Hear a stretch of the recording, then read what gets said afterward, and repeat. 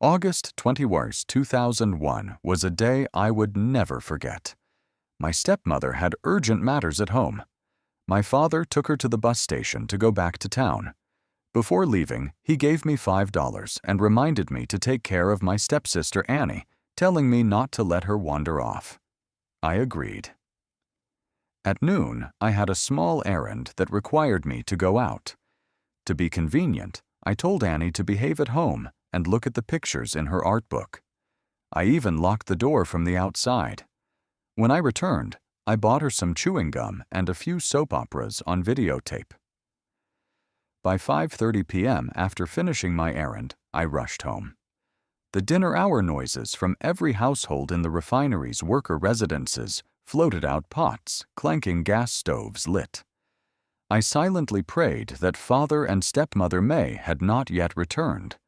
Otherwise, upon seeing that I had locked Annie inside, they would surely give me a beating. When I reached the front door, the iron lock was still exactly as I left it. I took out the spare key, unlocked the door, and called out, "Annie, I'm home." There was no answer. Could she have fallen asleep already? I pushed open the door and scanned the room.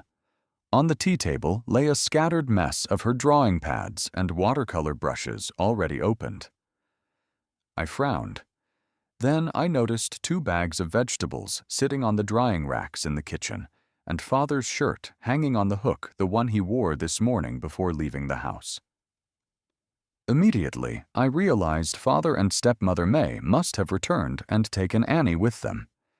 In a house of 3, they wouldn't bother to cook dinner. Anywhere Stepmother May is Father cannot be far behind. I exhaled in relief, somewhat reassured. After tidying the house, I flopped onto my bed. Sleep overtook me instantly. I wasn't sure how long I slept. When I awoke, it was pitch black outside. The digital clock glowed 7:30 p.m. The house was deathly silent, drizzling rain pattering on the roof. They still hadn't returned. My stomach growled in hunger. I felt abandoned and terrified. Without Mother, a child like me was more helpless than a weed in the wind. Just then, a knock sounded at the door. "Diane, are you home?" It was Mr. Norman from the corner grocery store. "Yes, I'm here," I called out before turning on the light. Norman said, "Your mother asked me to call you. I thought Mom was calling, so I dashed outside without even putting on my shoes. But when I picked up the phone, it was Stepmother May on the line." "Hello, Diane. Have you eaten?" Her voice was gentle, laced with concern. "Earlier I told Norman to call you. I thought you might be asleep." I yawned, trying to mask my impatience. "Oh, I almost forgot we haven't eaten anything at home all day. Is there something I can do for you?" Stepmother May chuckled dryly. "Yes, there's still some work unfinished here. I probably won't be home until tomorrow. I was so worried I called your father, but he was at the departmental farewell dinner, so he just ignored it." "Diane, did you feed Annie anything this afternoon? Remember to help give her her medicine? I'm really sorry to trouble you. When I get back, I'll reward you handsomely." Her words hit me like a thunderbolt. They still hadn't come home, so who had taken Annie? Panic clawed at my throat. "Where is my father?" I croaked. "He's at the refinery unit," May replied. I exhaled. Father had indeed taken Annie. But Stepmother May went on. "He got called up by his boss, so tonight he's having a farewell banquet with the other departments. He came home this afternoon to change clothes, didn't see you 2 at home, so he thought you were out playing.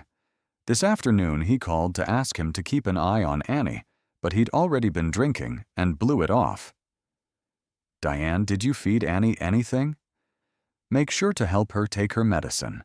I'm really sorry to trouble you. I promise I'll make it up to you when I get back." In that moment, my vision blurred. I heard nothing else. In my head rang one thought: they hadn't come home. But Annie was gone. I slammed down the phone. Outside, Mr. Norman was rearranging goods. He gently asked Diane, Are you okay? You look ashen. I didn't dare tell him the truth. Instead, I made a feeble excuse. I'm okay, sir. It's just so hot today, I must have a minor heat exhaustion. But when one is in the grip of extreme tension, expressions betray them more quickly than words. Norman frowned. I did hear something strange. Hey, Diane, where's Norman, your brother? Why isn't he home? Norman chuckled wryly. Little Norbert? I doesn't know to run home. He's off playing somewhere. His mother's out looking for him right now. I let out a shaky breath. Mr. Norman had a limp and ran a small grocery store here to get by. His wife, Aunt Vera, worked at the refinery. They were kind, but their son, Norman Jr., was a bit slow wandering the streets all day. Diane, here, take these. Mr. Norman handed me some candy. He said, remember to eat these. You tend to have low blood sugar. I hung my head, tears streaming down uncontrollably.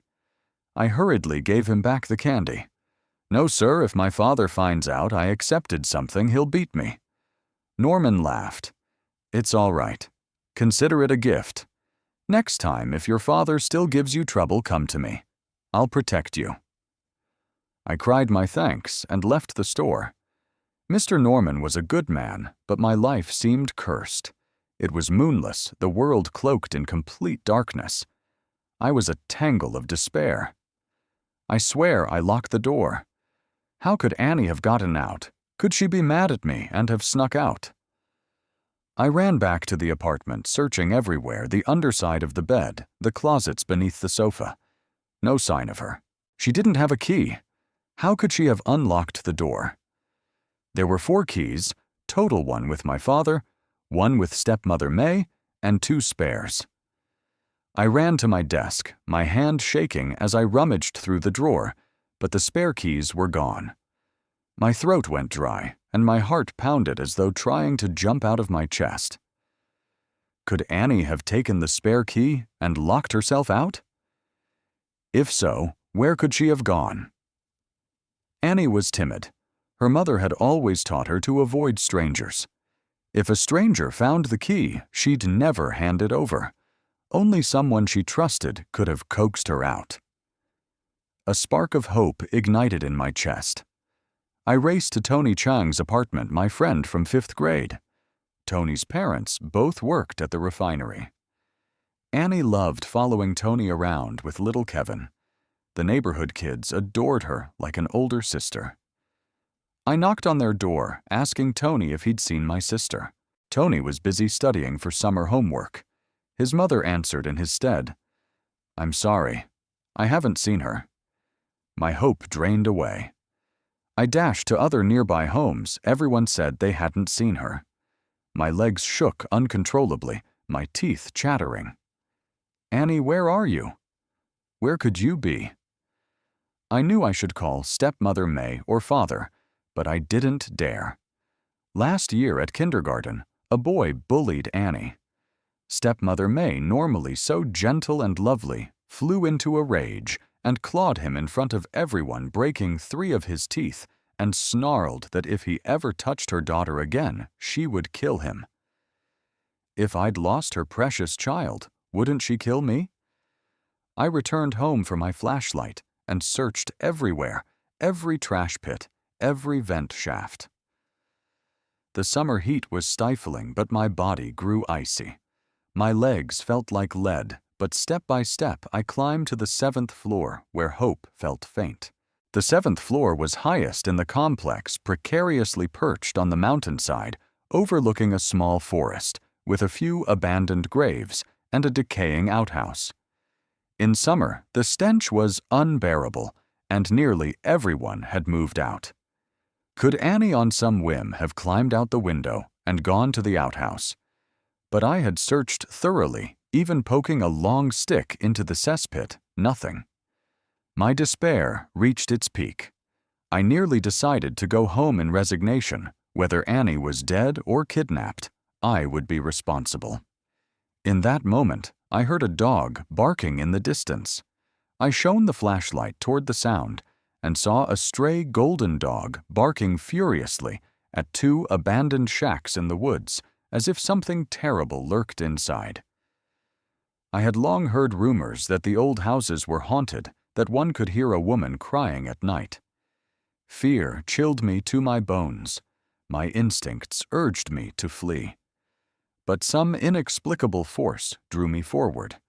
I picked up a rock and hurled it at the dog to scare it away. The rotten door was ajar. A blast of frigid air issued forth. I didn't dare push it open. Instead, I circled to a window and shone my light inside. Suddenly, I saw a small, pallid face. Terror paralyzed me. My legs gave out, and I collapsed. A woman's wail like a banshee filled the air. The face was Annie's, but unrecognizable, twisted, and terrified. My mind reeled. I scrambled to my feet and crept closer, shining the light again. My heart stopped. In the filthy, dilapidated shack, a broken chair sat in the center. Annie was bound tightly to it with thin wire. Her dress was missing her little underpants, soaked with blood. Her top was ripped off, exposing half her fragile body. Her head bowed, her lips smeared with thick lipstick, carved into grotesque arcs at the corners, forming a cruel mockery of a smile. She looked both horrifying and pitiful. "That's not my Annie anymore, she's gone," I thought, unable to speak. The flashlight clattered to the floor. In the absolute darkness, Annie and I stared at each other for an eternity. I didn't know how to call her name, nor how to escape. She was dead. My sweet sister was really dead. Soon the refinery's security team arrived and secured the scene. As the first to find her body, I was taken to the guardhouse for questioning. My father soon got the news and came running. When he saw me, the first thing he did was slap me across the face hard. His clothes reeked of alcohol, but his mind was surprisingly clear as he yelled at me. "You damn useless brat, you can't even watch over a kid. Just no wonder your mother hated you so much." Let me tell you, you move out of my house by tomorrow. I've lived this long and never wanted a kid like you. If it were in my hands, I wouldn't have let you live. The security guards had to drag him away. I covered my ears, but his curses seeped through my fingers like a carnivorous plant, draining me of life. If even Father despised me this much, I couldn't imagine how stepmother May would torture me. Soon, the police arrived to question me. I told them everything I knew. The room was silent in a way that rattled my bones. The clock on the wall ticked like a pendulum.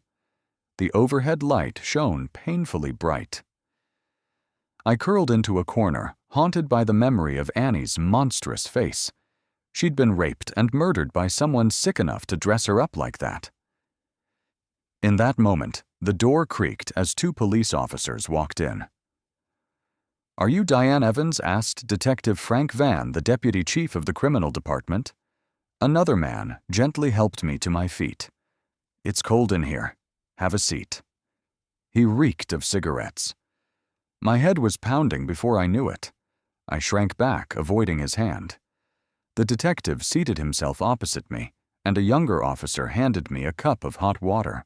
"Diane, you must be in the 9th grade now, right? I've heard you're quite bright, even skipped a grade as a kid." I gripped the cup, refusing to speak. Detective Van's voice softened. "How is your relationship with Annie? Did you ever dislike her?" I glared at the middle-aged man. "Annie's death has nothing to do with me. I may not have said I liked her, but I certainly didn't kill her." Once more, I recounted everything I'd gone to play soccer with a classmate, and by the time I got home, Annie was already gone. Detective Van patted my shoulder, his gaze sharp. "You're not lying, are you?" "No." I began to grow agitated. Being treated as a suspect was unbearable. The detective then fished 2 magazines from his pocket and placed them before me. On the covers was a naked woman using her arms to cover herself. "Are these pornographic magazines yours?" They're filled with obscene content, even child sexual abuse scenes. My blood rushed to my head. I stammered. Those belong to a friend, sir. He was afraid the teacher would find them, so he asked me to hold on to them. I'm telling the truth. You can check with my teachers. I'm a diligent student. I'd never look at that stuff. Detective Van cut me off, slamming his hand on the table. Stop making excuses. Diane Evans, you said you played soccer with a classmate this afternoon, but from our preliminary investigation, you were only at the soccer field for half an hour. You left home at noon, but didn't return until 5:30 p.m. Where were you in between? I trembled. I stayed at the sports field. He slammed his fist again. Tell me the truth. Don't lie. My entire body shook. My voice quivered as I managed. I walked with my friend on the street, sir. He pressed. What is her name? Where did you go? My cheeks burned with shame.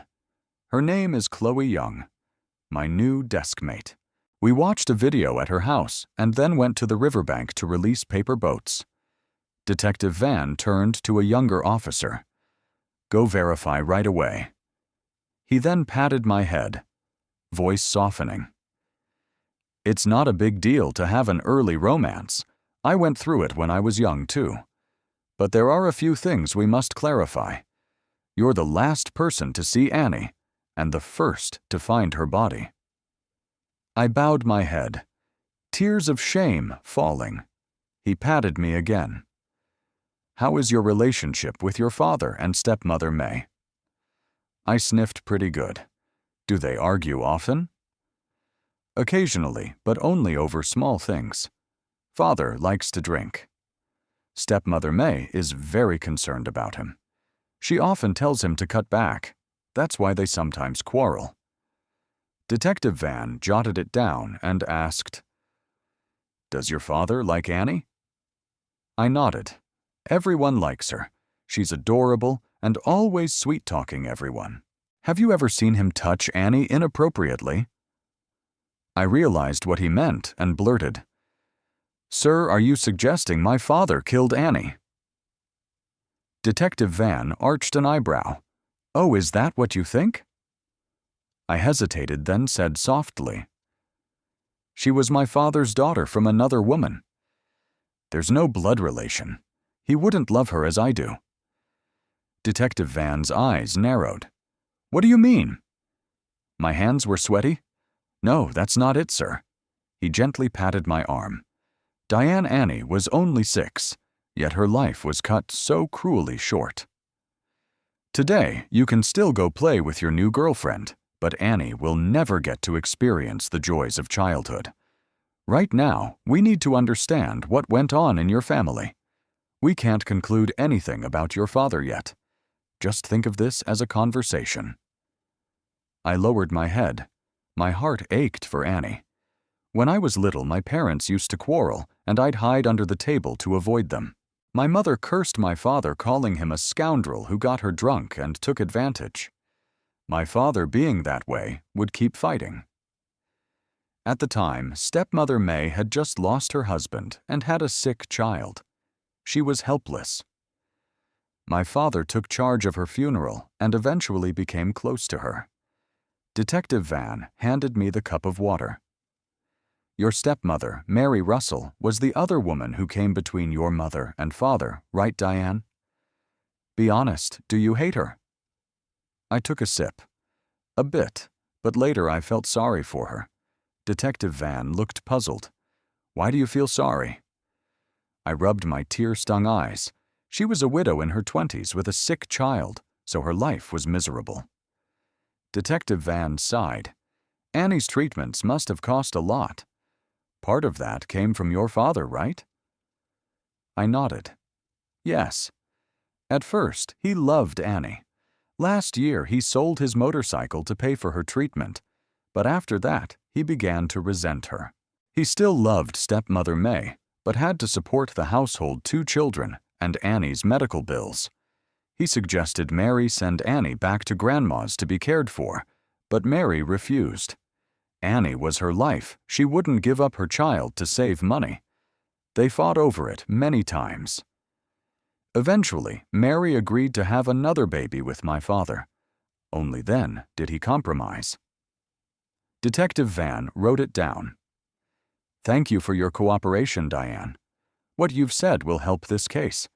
So you really don't suspect your father?" I stood up. My father may dislike Annie because of money, but there's no way he could kill a child. "All right, I understand." He patted my arm. Just then, a young officer knocked and reported that my story was verified. Chloe confirmed our outing, and I returned home as said. Detective Van nodded and said I would stay in the guardhouse tonight. They needed to gather more evidence. He stood up to leave, but at the door, he turned to me. "Diane, one more question. Do you hate your father?" I was stunned. "No, sir." His gaze was piercing. "When you first arrived home, I noticed a wound on your arm. Did your father hit you?" "No, sir." I denied it. During our conversation, though, I defended my father. I kept returning to how he disliked Annie.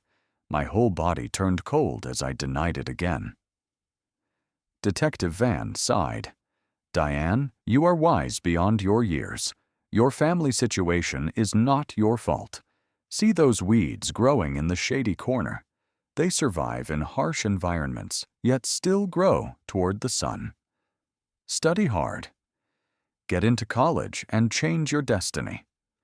I nodded vigorously. That night I couldn't sleep. I was held in the guardhouse until the next afternoon, when the guard supervisor notified me I could go home. On my way back, the atmosphere felt different. Usually at this hour, the complex buzzed with life children, laughing, people chatting, but today every door was shuttered. In the distance, police were door to door taking fingerprints. A mother and daughter passed me. The little girl about Annie's age pouted. "I don't want to wear a princess dress. I want my old shirt." Her mother coaxed her mildly. "Sweetheart, put the dress on for now. Later I'll take you to get a haircut." I hurried past them, head down, feeling I'd lived 100 years in 10 minutes. The door to my apartment was slightly ajar. I tried several times, but didn't dare push it open. Tears streamed down as regret flooded me. If I hadn't gone out, Annie wouldn't have died. Suddenly, the door pushed open from inside. Father appeared. He still wore his worker's uniform, hair disheveled, face ashen, reeking of alcohol, holding a broom. I froze in fear. He swung to the side and barked, "Get in here." I trembled like I had lead in my legs, then slowly stepped inside. Once in, I dared not move, eyes shut tight, waiting for him to strike. But nothing happened.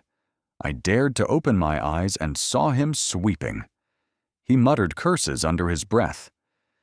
"Those bastards don't even feed the elderly, yet they have the nerve to ask questions. Good thing Annie died out there. If she died here, we'd all be doomed." I didn't dare speak. I quietly took the mop from him and continued cleaning. Suddenly, he looked at me coldly. "Diane, did you kill Annie?" I choked up, shaking my head frantically. "It wasn't me, sir. I really didn't." He drew a cigarette from his pocket bit. It lit it, inhaled deeply, then exhaled 2 thick plumes of smoke from his nostrils. "You told the police I came home yesterday, right?" I swallowed hard. "No, sir. It was stepmother Mary who said you came home to change clothes. You didn't tell them anything else," he said, rolling his eyes. He slowly rolled up his sleeve. "And you told the police I hit you right. I was trembling." "No, sir. It was Detective Van who saw the wound." He sneered. "Bullshit." Then he dropped his trousers. I recoiled in horror. Father grabbed my hair, forcing my face against the door. He raised the broom and struck my bare bottom again and again. "You still dare to snitch on me? You worthless, rotten brat, why don't you just die?" I pressed my face into the door, tears streaming as his blows blistered my skin. I lost count of how many strokes 10-20. It was constant cruelty. For years, my father had been like this. If Mother asked for a divorce, he beat me. If he was hassled at work, he beat me. If he argued with stepmother Mary, he beat me. If he spent money on Annie, he beat me. I was accustomed to it. When he finally grew tired, he stubbed out his cigarette on the floor, ground it with his foot lit. Another inhaled deeply and exhaled. "Have you eaten?" I held back tears. "The police gave me something, but I haven't eaten since I left there." Father tossed aside the broom. "Go buy something to eat. On your way, drop off this to stepmother Mary at the hospital." It was the first I learned that Mary had passed out from shock and was hospitalized. Even Father he'd been called away by the refinery today to attend a farewell banquet in West City. His colleague, Carl Lee, had driven him home to change, and then he went off drinking. He didn't leave the hotel all night with witnesses to prove it. The police confirmed he had an alibi, so he was cleared. At the hospital, Father told me not to say anything and to kneel and apologize to stepmother Mary. As we reached the 3rd floor of the inpatient ward, I saw a middle-aged man step out of a patient room, my Uncle Mary's older brother, David Mills. He held a hot water bottle, eyes red, staring at me. I saw his fists clench. He clearly tried to control his anger, but said nothing. He turned to Father and asked, "How's she doing?" Father replied, "The police are still taking fingerprints throughout the complex." Then he glared toward Mary's room. "How is little Cammy?" Uncle David shook his head sadly. "She's still unconscious. She passed out after the call." Father lowered his voice, handed me the food and fruits, and patted my head.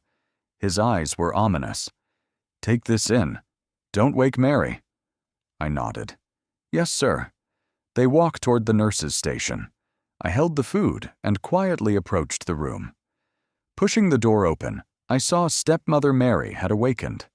In my memory, Mary was always radiant, fashionably dressed hair, elegantly curled, people flirting with her as she walked.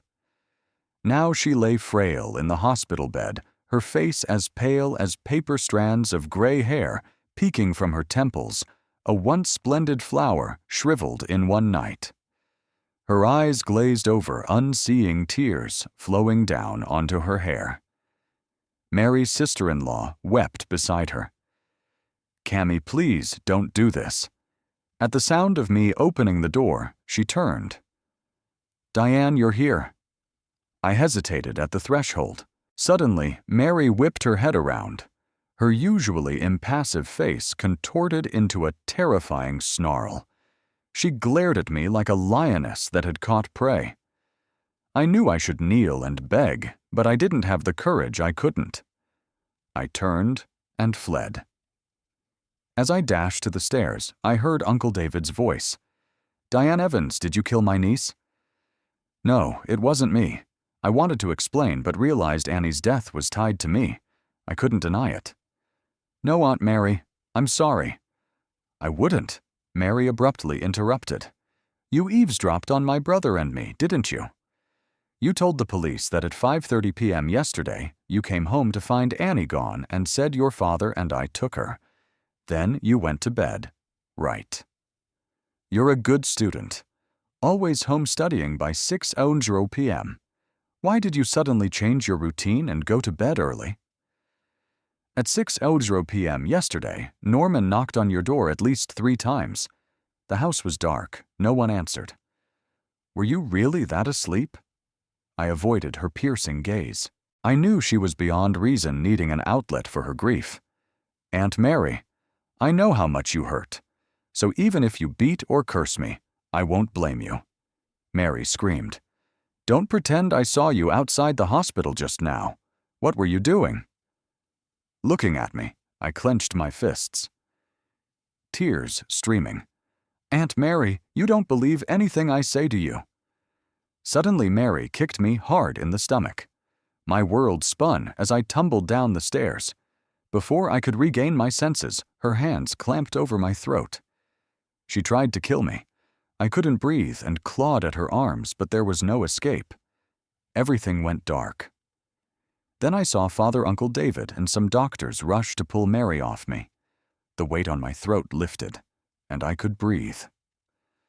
Father shielded me as they restrained Mary, shouting, "Little Cammy, calm down." Mary wailed in agony. "My daughter is dead. She was only 6.5. She told me to be careful on the road and said she loved me to bring her lunch home. I came home. And where is my baby?" It must be that Diane Evans killed her father's eyes reddened, though he was usually a hard man. He quieted Mary. No matter how bold Diane is, she wouldn't harm Annie. What motive she would want Dad and me to remarry, to clear obstacles from her way? She wants life her way. Father was irritated. "That's nonsense." Mary glared at me. "Then why have you never called me Mom? You hate me, and Annie, don't you?"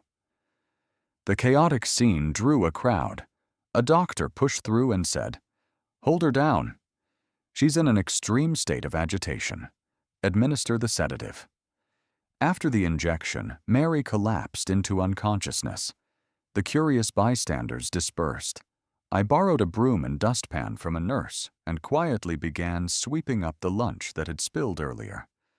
Uncle David came down the stairs, snatched the broom from my hands, and said, "Give that to me. My niece wouldn't have given it to you." I hung my head and continued cleaning. Uncle David, less formal, now stooped to me and asked softly, "Diane, tell me honestly, where did you meet with this girlfriend? Where does she live?" I understood his suspicion. When I didn't answer, he pressed further. "What time did you two meet?" "After you got home, did you see anything suspicious?"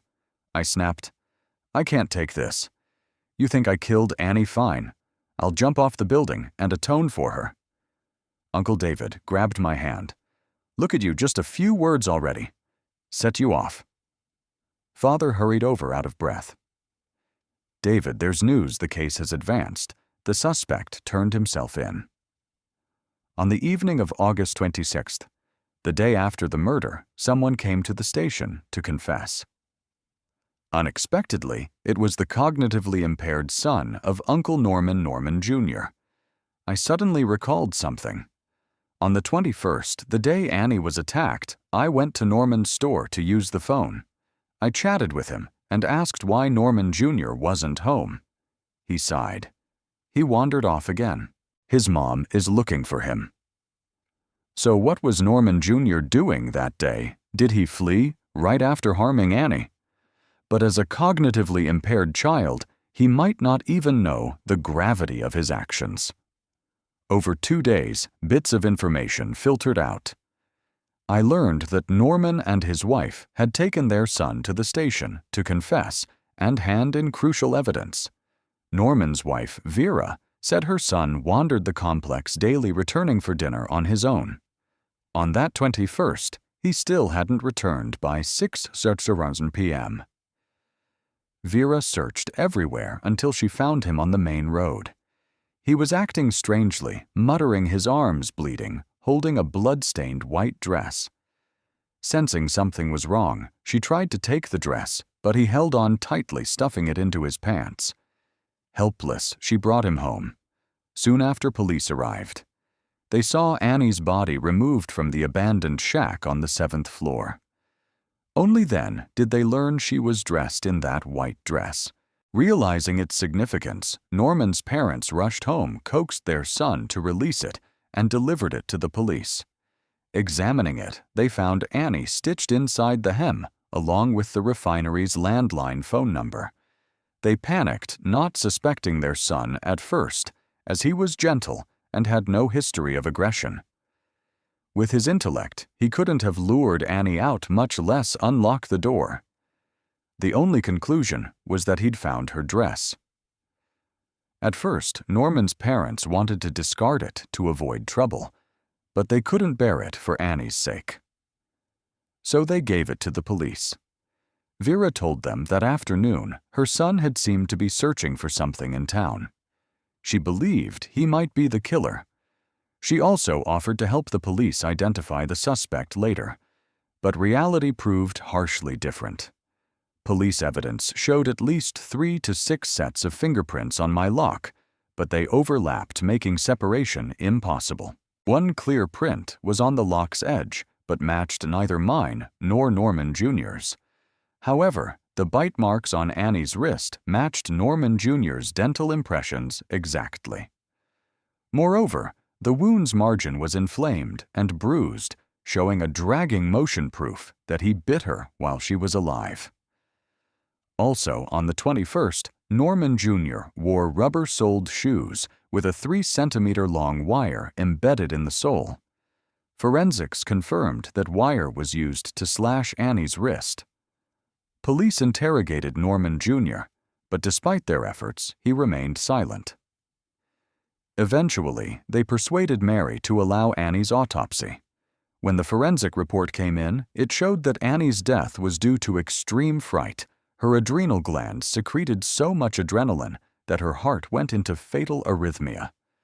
Thus, it wasn't a stab wound, but sheer terror that killed her. It was Norman Jr. who had terrified her to death. On September 27th, our class began the new semester earlier than expected.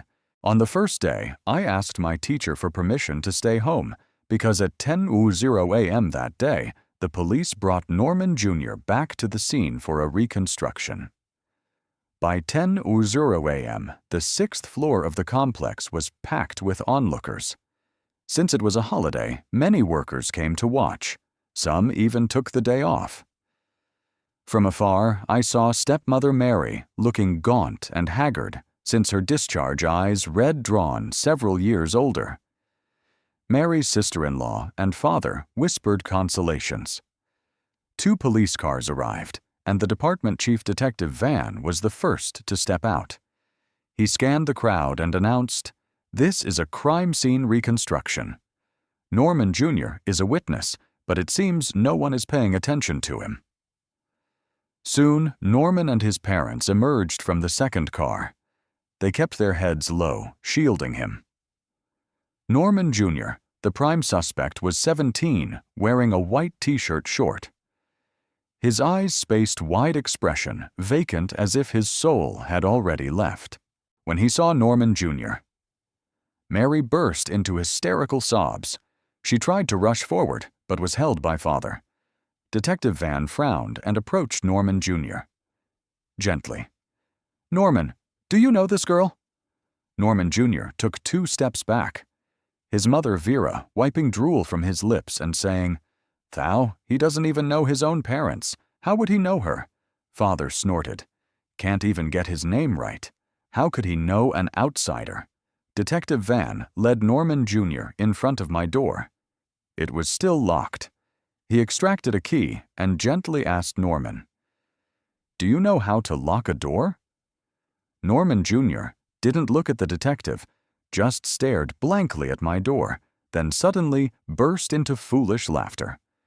Detective Van's expression darkened.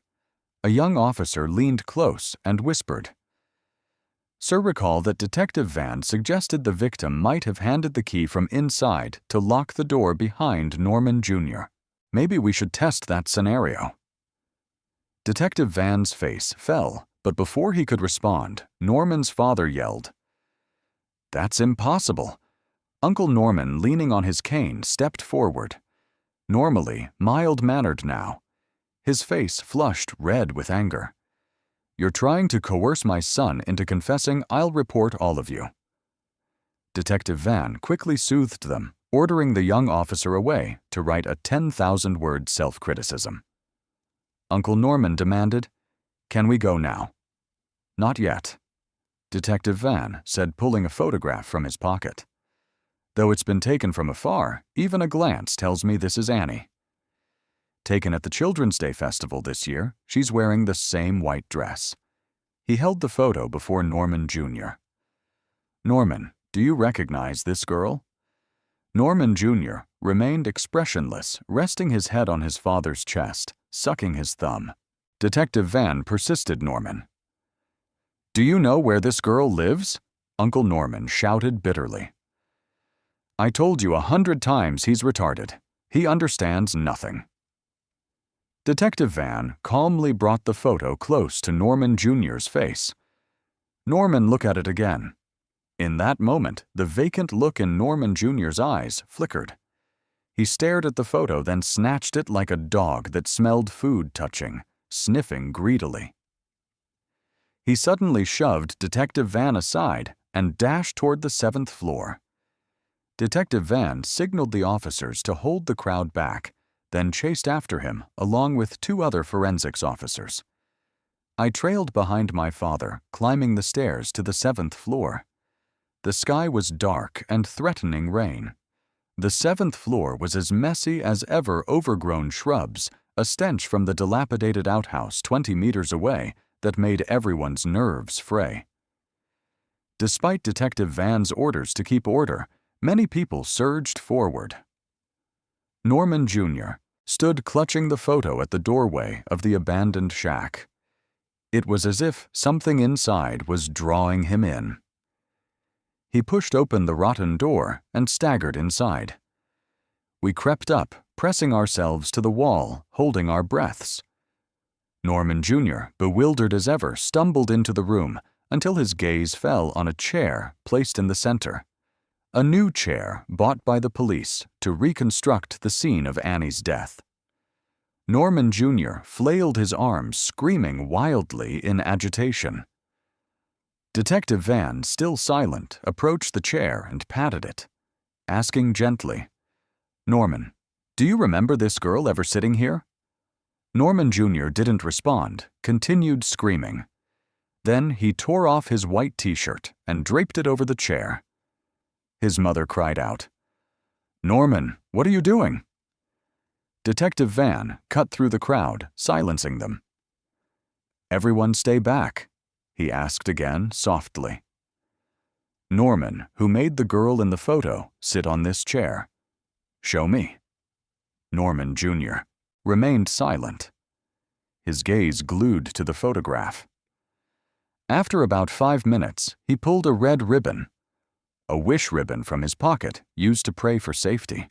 In front of everyone, he used a red rope to tie the t-shirt tightly to the chair, then stuffed Annie's photo inside.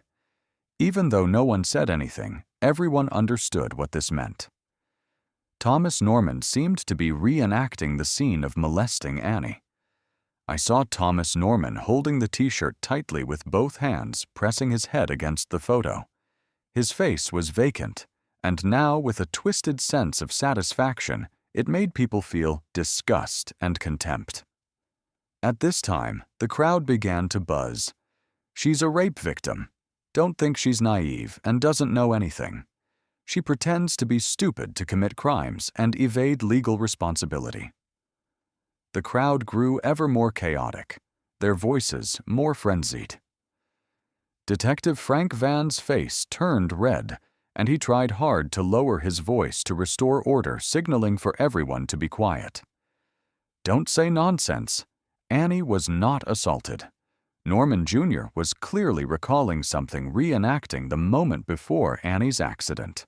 "Don't make baseless assumptions, don't threaten him, and certainly don't incite Stepmother May." Unfortunately, his words were drowned out by the noise.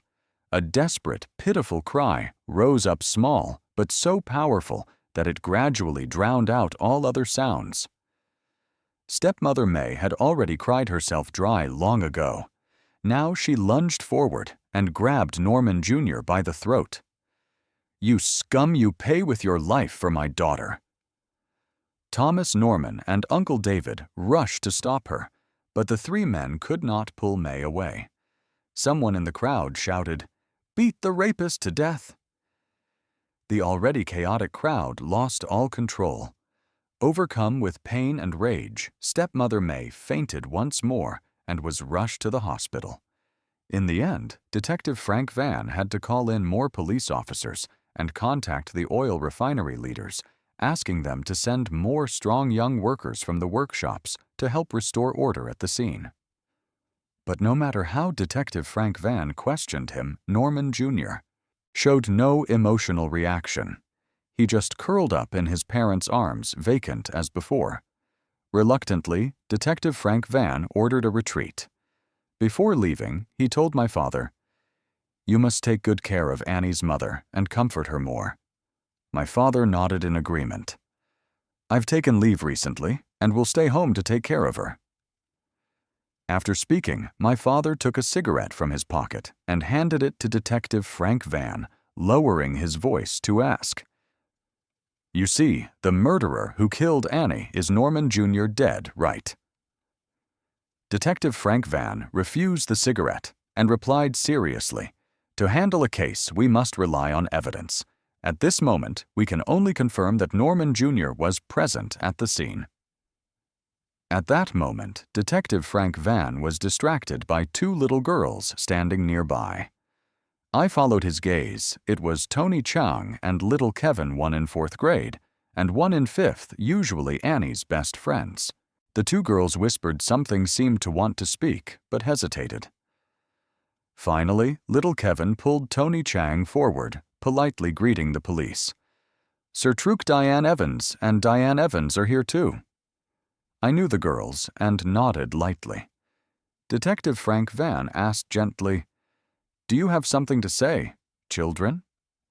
Little Kevin stood on tiptoe and looked toward the abandoned house. "I heard people say Norman Jr. in room 4 killed Annie." Detective Frank Van folded his arms behind his back and said, "Those words are rumors. You should focus on your studies." The two girls stepped back in fear. Little Kevin pushed Tony Chang's arm. "You speak," she urged. Tony Chang bit her lip, looked down, and said nothing. Little Kevin stomped her foot. "You speak, tell the truth to the officer." Tony Chang's face reddened as if mustering all her courage. "She and Annie were best friends.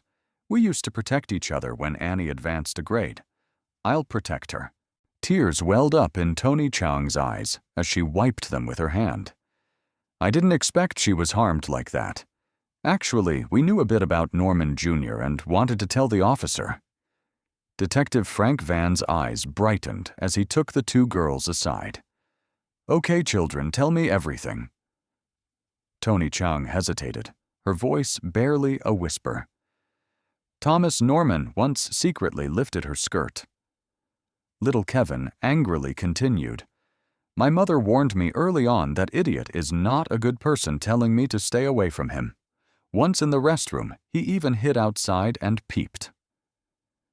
Detective Frank Van just retrieved his notepad and asked, "Anything else?" "For example, on the 21st, did you look for Annie to play? Did you see any strangers in front of her house?" The two girls shook their heads in unison. "No, sir. That day we were attending summer tutoring in a classroom. Seeing this was the end of their line, Detective Frank Van told them to go back and reminded them thoroughly, 'Remember not to spread rumors outside that Norman Jr. is the culprit. If he's truly innocent, it would seriously damage his reputation and life.' That afternoon, thick black clouds finally burst open, and rain drizzled down. I still stood in front of that abandoned house, staring at the inside. Today was the first anniversary of Annie's death. It's said that the spirit of the dead will return home to eat their final meal prepared by their family. I wondered if she could find her way back home. Just then, someone opened an umbrella above me. I tipped my head and saw Tony Chang. This girl had been very beautiful since childhood, slender limbs, unlike other children who liked playing in the mud. Her parents valued education greatly and enrolled her in dance classes. I once heard neighbors say a director responsible for selecting child actors for TV had chosen her. It seemed she would have a bright future. "Diane Evans." Tony Chang stood on tiptoe and asked softly, "Why are you standing here in the rain?" I lowered my eyes at her. "What about you? She's gone, aren't you afraid?" Tony Chang replied gently, "Yes." She lifted the basket in her hand. My mom bought some chrysanthemums and some snacks Annie liked. I was going to put them here. I rubbed my watery nose. Thank you. Tony Chang started to cry. Diane Evans, you also have to try your best. Don't be too sad. I choked up and replied, Thank you. Really? She said. The atmosphere was filled with grief, and the raindrops fell in a steady patter. I turned to leave. Tony Chang quietly called me back. Diane Evans, you're very smart. You're always my idol. You must try your best. Aim for a top-tier high school. I turned around and smiled at her. The same for you. Even if you're like a blade of grass in the shade, you must stretch toward the sun. I hope we both have a bright future. Soon after the police brought Norman Jr. to the scene, they released him.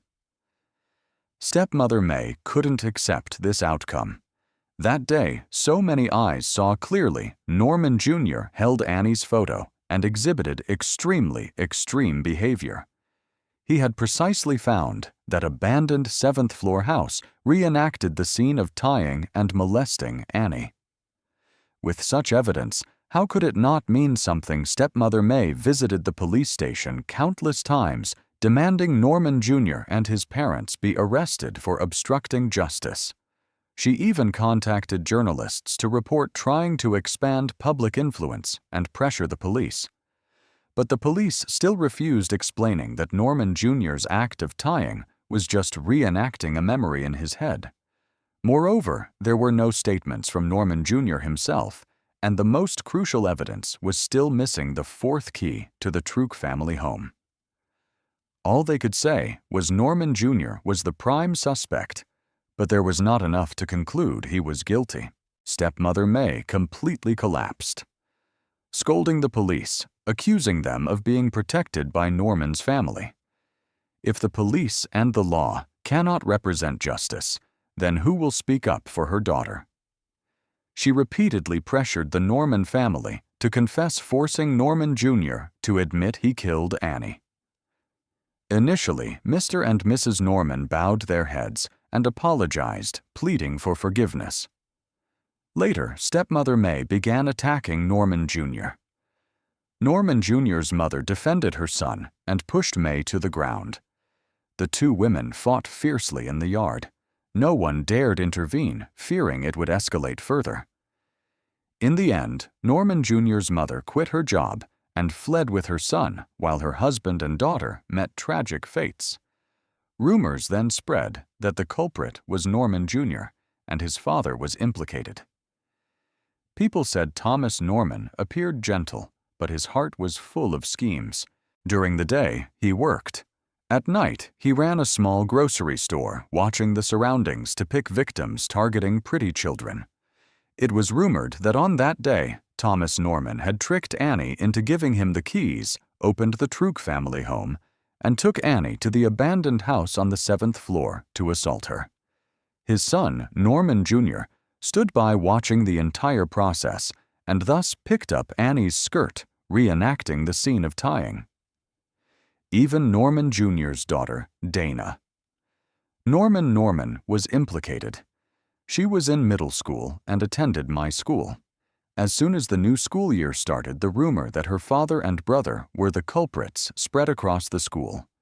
She was ostracized by her classmates, and some mischievous children even gave her the nickname, Rapist's Daughter. Some even put frogs in her backpack, or yanked her chair out from under her during class so she would fall. In my memory, Dana Norman was originally a lively, bright girl, but after that, I never saw her smile again. As for Stepmother May, she had already suffered from losing her daughter, and now she had completely collapsed. After afternoon classes, I bought some steamed buns at the school gym's entrance and hurried home. The house was messy and chaotic. I didn't have time to clean up, so I quickly started cooking. I lightly stir-fried a plate of shredded potatoes and then carried dinner to Stepmother May's room. Stepmother May lay on the bed, clutching a rag doll to her chest, with Annie's clothes scattered all around her, her eyes sunken and swollen, having long exhausted her tears. "Aunt, would you like to eat?" I placed the bowl of rice on the nightstand and looked down. That morning before I left, I had poured her water, but she didn't touch it. "Nephew, you must try to hold on," I said, trying to hold back my tears, kneeling beside the bed and looking up at her. "From now on, I'll be filial to you instead of Annie." Her face was numb, but eventually she reacted. Her eyes filled with hatred as she looked at me before turning away. "Where's your father?" My heart skipped a beat. When I walked home from school, I saw him leaving the hair salon. The salon owner had dyed her hair a bright red and was rumored to provide shady services. I didn't know what was happening with my father. I was afraid to hurt stepmother May's feelings and didn't dare tell the truth. So I replied, "I don't know either. Maybe he's at the office." May snorted coldly and said nothing more. I sighed. Once money or life and death were involved, Jiang's marital relationship would be exposed. When the case first happened, my father played the role of a dutiful husband and father rushing to care for his wife and child, earning many praises. But now he was disgusted with his disheveled wife, tired of the crying and the trouble. At any opportunity, he avoided us.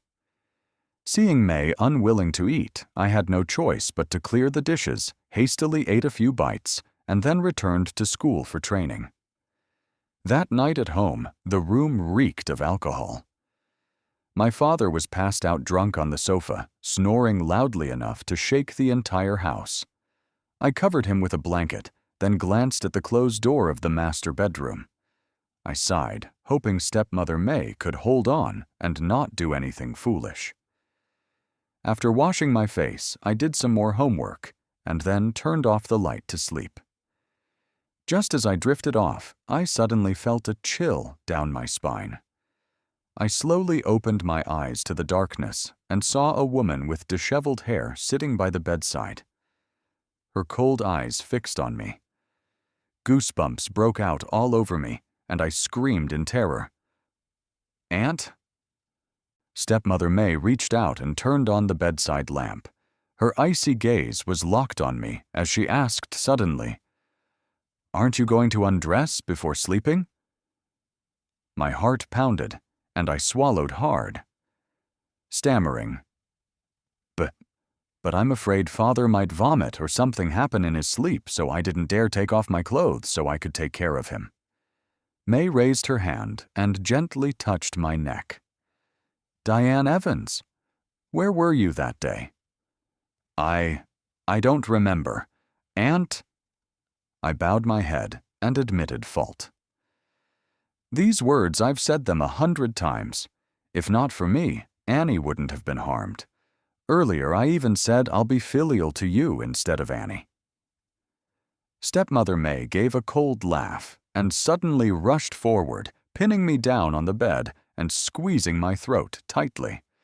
"You hypocrite! If it wasn't you, it must have been Norman Jr." Just then, my father kicked down the door, grabbed May by the collar, and forcefully pulled her up. "Damn it, what are you doing?" Dad had just sobered up, his eyes still bloodshot, as he threw May through the doorway. Still not satisfied, he raised his fist and punched her several times, cursing non-stop. "You bitch, your daughter is dead, and now you're trying to harm someone else." May curled up like a boiled shrimp, clutching her head and crying pitifully before suddenly biting my father's leg hard. "Your son killed mine. I must kill you." My father kicked her away, bent down, patted his leg, and spat out, "Look at Norman Jr., who killed her daughter. You don't even have the guts to say a word. Someone as cowardly as you doesn't deserve to be Annie's mother." Stepmother May stood there, stunned, mumbling, "Norman Jr. killed Annie." She pressed against the door and staggered away. My father glanced at her, put his hands on his hips, and asked me, "Are you okay?" I hugged my neck, shook my head, and said with a choked voice, "She's in a very bad state. Please don't provoke her further. My father took out a cigarette and lit it, saying, "It's nothing serious." He rubbed his temple as if checking how I was, then said, "Tonight, Mary Russell will have another episode." "Diane Evans, pack your things. Tonight you'll stay at a friend's house," he said. I hurriedly got out of bed to put on my shoes. Before leaving, I stopped at May's door, hesitating to knock. In the end, I didn't dare. Well, time is the best medicine to heal all wounds. That night, I stayed at a friend's house. The next day, I went to class, but couldn't concentrate, my mind filled with images of stepmother May's face. Having been provoked by my father like that, she must have been deeply hurt. I sighed, thinking I'd buy some pastries after school to bring home to her. Suddenly, the homeroom teacher knocked on the classroom door to ask Ms. Truong, the literature teacher, "Sorry, can I have Diane Evans for a moment?" I sensed something was wrong. As expected, the homeroom teacher said to me, "Diane Evans, something happened at home. Something big." Later, I heard from my father and neighbors, piecing together the whole story. May 23, 2001. 1 month since Annie passed away. That morning started as usual. Adults went to work. Students went to school. Thomas Norman was preparing breakfast in the kitchen, urging his daughter Dana Norman to wake up quickly, or she'd be late. Dana Norman, who was bullied at school, was now completely afraid to go. She hid under her covers and wouldn't wake up. Aunt Vera, Mrs. Norman, was working the morning shift and had to take Norman Jr. to work. Her co-workers surely gossiped. But she didn't care anymore. Mary Russell's resentment-filled gaze was fixed on Norman Jr. She would do anything to protect her son. Unexpectedly, just after she finished brushing her hair, she discovered her son had opened the door and run outside. Aunt Vera hurriedly put down the comb, slipped on her sandals, and chased after him. Just then, Mary Russell burst out from around the corner, holding a kitchen knife, and lunged at Norman Jr., who was urinating by the roadside. Aunt Vera screamed in terror without thinking, grabbed a brick, and threw it straight at Mary Russell's head. The brick hit the back of her head, causing her to fall to the ground. Aunt Vera rushed over, frantically signaled her son to run away, then resolutely snatched the knife from Mary Russell's hand. The two women struggled violently. Norman Jr. was so scared, he wet his pants, waving his arms and crying out, "Mom! Mom!" Driven by hatred. Mary Russell raised the knife and slashed at Aunt Vera's neck artery. Blood sprayed everywhere like a crimson rain. Consumed by rage, Mary Russell was about to kill Norman Jr. as well, but was held back by Aunt Vera grabbing her leg. Neighbors on the 6th floor heard the commotion, rushed over, held Mary Russell down, quickly called the police and an ambulance 120. Mary Russell sat on the ground, not trying to escape, covering her face in sorrowful tears. "Oh, Annie, Mom is sorry I didn't avenge you." Soon after, she was arrested. Aunt Vera, having lost too much blood, couldn't be saved and passed away. The rain drizzled for days, but nothing could wash away the bloodstains on the ground. Aunt Vera's funeral was very simple. Only a few relatives and factory supervisors attended. Dana Norman was in elementary school when she lost her mother. She knelt in the mourning tent, crying pitifully. As for Norman Jr., he still sat there filthy and vacant, playing with ants on the ground. He neither cried nor laughed. Unexpectedly, when they came to lay his mother's body in the coffin, he suddenly jumped up, tightly hugged the coffin so no one could touch it, and repeatedly called, "Mom, Mom." That scene was excruciatingly heartbreaking.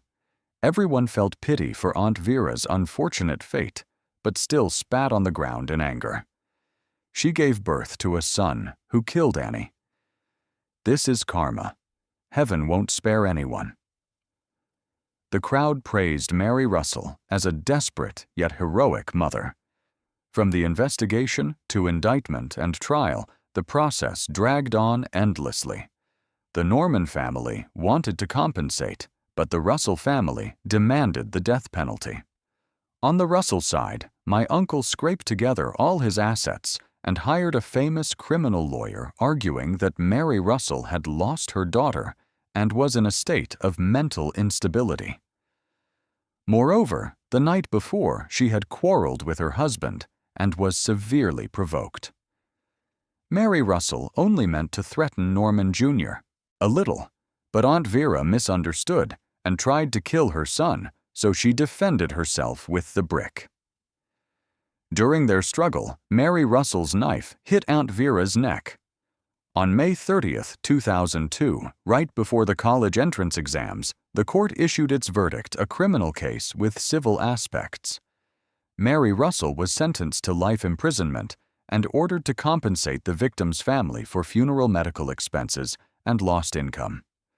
My uncle, having hired the lawyer, was deep in debt and couldn't afford the compensation. He planned to split the compensation in half, with half going to my father. After all, my father used to be Mary Russell's husband and couldn't shirk responsibility. But my father refused. Years of Annie's medical treatment had already cost him plenty. However, as my uncle said, legally, my father had to be responsible. My father racked his brain all night and came up with a cruel plan to fight evil with evil. First, he went to the factory to cause trouble, saying that the factory's security was lax, allowing his stepdaughter Annie to be raped and killed. Then he claimed Aunt Vera was a full-time employee at the oil refinery. Now that she was dead, Norman Jr. no longer had a right to live in the dormitories. My father gathered friends and hung banners demanding the factory evict the Norman family from the dormitory and threatened to sue Norman Jr., demanding compensation for Annie. Thomas Norman wept miserably. Losing my wife was bad enough, now they're throwing me out too. The factory stepped in to mediate. The dormitory belonged to the factory, which, seeing both families in hardship, allowed the Norman family to continue living in the same apartment, deducting that value from the civil compensation owed by the Russell family. Time flew by. 2 years passed. In 2004, I was in 11th grade. On a clear day, my father personally went to the prison to visit Mary Russell. He said he truly loved her, but now he was still young and wanted to find another woman. Therefore, he proposed divorce. Mary Russell agreed. She was grateful that my father had cared for her and her child for years. After the divorce, she bore no resentment and even wished him happiness for his next marriage. Not long after the paperwork was done, my father registered a marriage with that hair salon owner. Perhaps, fearing gossip, they didn't hold a wedding ceremony right away. But my father swore to her he would have a lavish wedding someday, considering the wedding gifts would be a significant income. And so, the story of Annie's death ended. The Norman family was shattered. Mary Russell was in prison, and my father remarried for the 3rd time. Joy turned to sorrow. Life is indeed unpredictable. I used to like the hair salon owner very much. She was only in her early 20s, youthful and alluring, always wearing strong perfume, her eyes sparkling flirtatiously. Although she was married, she still flirted with other men. The second night she moved in, she threw all of Mary Russell and Annie's belongings outside. Almost every night, she dragged my father to bed to do those things. I was forced to listen to her moans of ecstasy and the creaking bed. She never cooked. Whenever she had dirty clothes, she snapped her fingers at me, ordering, "Wash these clean." I began to miss Mary Russell. I even tried writing her letters, asking if she was okay in prison and if she needed anything sent. Unexpectedly, those letters were like throwing stones into the sea. She never forgave me, or responded once. When the hair salon owner found out I was writing letters, she gossiped to my father, fanning the flames in bed every day. In July 2004, I had just finished 11th grade. On the first day of summer vacation, my father called me. He was in a particularly good mood, sitting on the sofa, legs crossed in a relaxed posture. "By the way, are you writing letters to Mary Russell?" he asked. I glanced at the hair salon owner, sitting a bit away, painting her nails, and said quietly, "Yes." "Don't say more." He raised his hand to interrupt me, took a drag from his cigarette, and said, "You must understand, whoever you write letters to, keep it to yourself. Your stepmother is pregnant and hasn't been sleeping well. Every night when you come home after studying, you make so much noise washing up, disturbing her." He patted my arm and continued, "Sweetie, your stepmom and I hope that someday you'll have a healthy, lovely daughter, right?" I understood his meaning, gripped his hand, and asked, "Dad, are you going to kick me out?" He sneered, "How can I chase my own child away? But your mother, she wants you to go live with her. I've talked to her recently. Go live with her." I squeezed my fist. "And Mr. Zhao, does he agree?" "Mr. Zhao is my mother's current husband," my father replied coldly. "What right does he have to refuse? Your mother raised you all those years. Isn't it worth spending some money on you?" I turned away, not wanting to look at him, and asked, "So when are we leaving?" Dad stubbed out his cigarette, saying, "Tomorrow morning, I'll bring you over. Now, let's go eat barbecue." "I'm not going," I replied coldly. "I need to pack my things." They both left. My belongings were few, and in less than half an hour, I was done packing.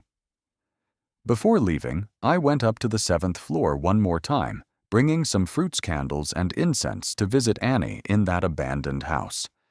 On the walls inside were scribbles hardly legible. Workers in the plant had complained many times that the place was too ominous and demanded it be torn down. "Annie, Big Brother is visiting you one last time." I wiped away my tears and turned to leave. As I walked away, a stray dog rushed over, wagging its tail at me. I took 2 sausages from my pocket, broke them into pieces, and threw them to it. "Eat well, little friend." I bent down and gently petted its head. "I'm leaving now. I won't feed you anymore. Take care of yourself." The dog seemed to understand, rubbing against my leg and letting out a soft moan. At that moment, I glimpsed a familiar figure, passing by someone who looked like Thomas Norman. I hurried after him, but found no one. It was as if he was just an illusion. Thomas Norman's grocery store had closed long ago. Back then, everyone in the dormitory said he was the rapist who killed Annie. On top of that, now that his wife was gone, no one wanted to shop at his store. I've heard he suffered a severe mental breakdown, and the factory arranged for him to look after the scrap warehouse and cook for his simple-minded son at home. Truly pitiable. The next afternoon, I moved to my mother's house in the West City area. My father threw a 100-yen note onto the sofa and sped away on his newly purchased motorcycle. Mother had long been living with Mr. Zhao in this house. Their home wasn't large, just a 1-story house with a small added kitchen. Inside, it was tidy and cozy. Photos of the 3 of them adorned the wall, radiating happiness. Mother looked me up and down, finally managing a greeting as she patted my head and said, "Oh dear Avi, you've grown taller than me now. It's been a long time since we last saw each other." I felt the distance in her eyes. But after all, we are family, mother and child. Seeing her made my nose sting with tears, wanting to release all the humiliation of the past few years for my mother to see. "Mother, I'm probably going to bother you for a while," I said, tugging at the corner of my shirt. "Is that okay?" Mother gently pinched my cheek and said, "How could it be a bother? Feel free to stay. Only you'll have to sleep on the top bunk in the small kitchen. Our home isn't better than your dad's." "It's okay, Mom." I quickly shook my head like a rattle. "I don't mind at all." Suddenly, a little girl ran in from the courtyard, muddy from head to toe hair in 2 braids, her eyes small but shining. She was my half-sister, Cheyenne Zhao Zhao, only 5 years old. In that instant, I thought of Annie. Even though Cheyenne Zhao wasn't my blood, I never neglected her. And honestly, she was no less adorable than Annie. "Mom, who is he?" Cheyenne Zhao hugged my mother, resting her chin on her lap, and sweetly asked, "He's your brother. His name is Diane Evans-Truck." Mother squatted down to brush the mud off Cheyenne Zhao with a handkerchief. "Sister Cheyenne Zhao, why is your last name Zhao, but his is Truc?" Cheyenne Zhao pouted and asked. Mother blushed lightly, tapping her daughter's bottom. "Come on, let's find your dad. He's cooking shrimp with salt today." Cheyenne Zhao squealed and ran straight into the kitchen, grabbing her father and begging to be held. Mr. Zhao melted down, cuddling her on his back, wielding a spatula in his other hand, and gently stir-frying. Cheyenne Zhao lay on his back, gently punching his shoulder with her small fist. Watching that scene, a faint smile appeared on my lips, but a pang of heartache welled within. I wanted to ask Mother if Dad ever carried me like this when I was little, but thinking about it felt pointless. Someone like him could never. I leaned against the doorframe, watching Mr. Zhao. He was chubby a chef in a restaurant. His build wasn't as impressive as my father's used to be, but he exuded a reliable simplicity. Mr. Zhao was genuinely enthusiastic, constantly serving me at the meal and telling me to eat freely without being polite. Honestly, I even imagined that if he were my biological father, that would be wonderful. That night, Mother had already prepared my bedding, carefully laying out a cool mat. I looked around this cramped kitchen. The door creaked from the wind, which was tolerable in summer, but would be uncomfortable in winter. Plus, as a 12th grader, my assignments were piling up, so studying here would be challenging. But it's fine. Just being with my mother made all else irrelevant. After all, we share the same blood. Cheyenne Zhao quickly grew attached to me, clinging all evening, begging me to play with her.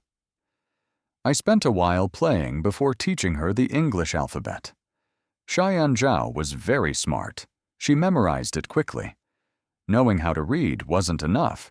She had to write too. I found pen and paper, took her hand, and guided her in writing. "This is A, this is B and C here," Cheyenne Zhao obediently repeated in her little voice. Suddenly, I heard Mother and Mr. Zhao whispering from the next room. My hearing was keen, so I heard every word. "Mr. Zhao whispered, how long does Diane Evans plan to live with us? Does he intend to stay forever?" Mother replied, "Probably just a couple of years until he finishes 12th grade, then he'll move out." Mr. Zhao said, "I heard that Diane Evans once locked his sister in the house, leading to her being harmed. That boy isn't trustworthy. We can't let him look after Chow Chow." Mother responded, "Don't mention that again. He's probably remorseful. Don't talk about it in front of him. He's endured enough trauma since childhood." Hearing this, my heart sank. Mr. Zhao disliked me and didn't want me living in their home. I wanted to ask Mother, but it felt futile. How could someone like him accept me? I leaned against the doorway and watched him. Mr. Zhao lowered his voice and said, "I heard that Diane Evans locked an Anne in her house, which led to her death. That boy isn't trustworthy. We can't have him look after Chow Chow." Mother answered, "Don't bring that up again. He probably feels guilty. Don't talk about it in front of him. He's already suffered a lot."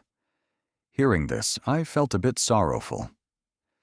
Mr. Zhao frowned and seemed to be contemplating something. Cheyenne Zhao looked up at me. I smiled and continued teaching her how to write letters. "Chow Chow, do you like your brother?" "Yes," she replied. I patted her head and gently said, "I like you too. I will protect you and make up for all I owe Annie for you." I didn't want to be abandoned by family again.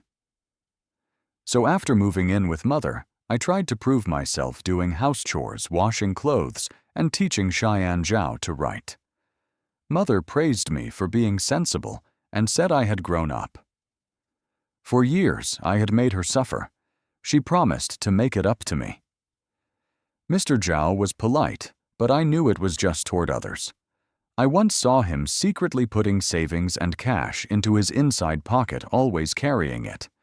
I pretended not to notice, because dwelling on such things only hurt myself. Toward the end of summer break, Mr. Zhao opened a restaurant, planning to run it with Mother as a husband and wife team. Every day, I went to help clean and accompanied him to buy old furniture at the market, returning by tricycle. Mr. Zhao always praised me for working hard and rewarded me with 20 yuan. It wasn't long before the restaurant opened. Mr. Zhao's cooking skills were quite good, and customers poured in every day. Both parents were so busy they had no time to look after Cheyenne Zhao. It just so happened my school year didn't start for a few more days, so they entrusted me with watching her. Mr. Zhao specifically reminded me that if I called, Cheyenne Zhao must answer. I decided to give her a 3-minute window to finish what she was doing, then squatted down and called in a gentle voice. "Chow Chow, are you there?" "Yes, big brother, wait 30 seconds, she replied. I called again after a minute. "Chow Chow, are you still there?"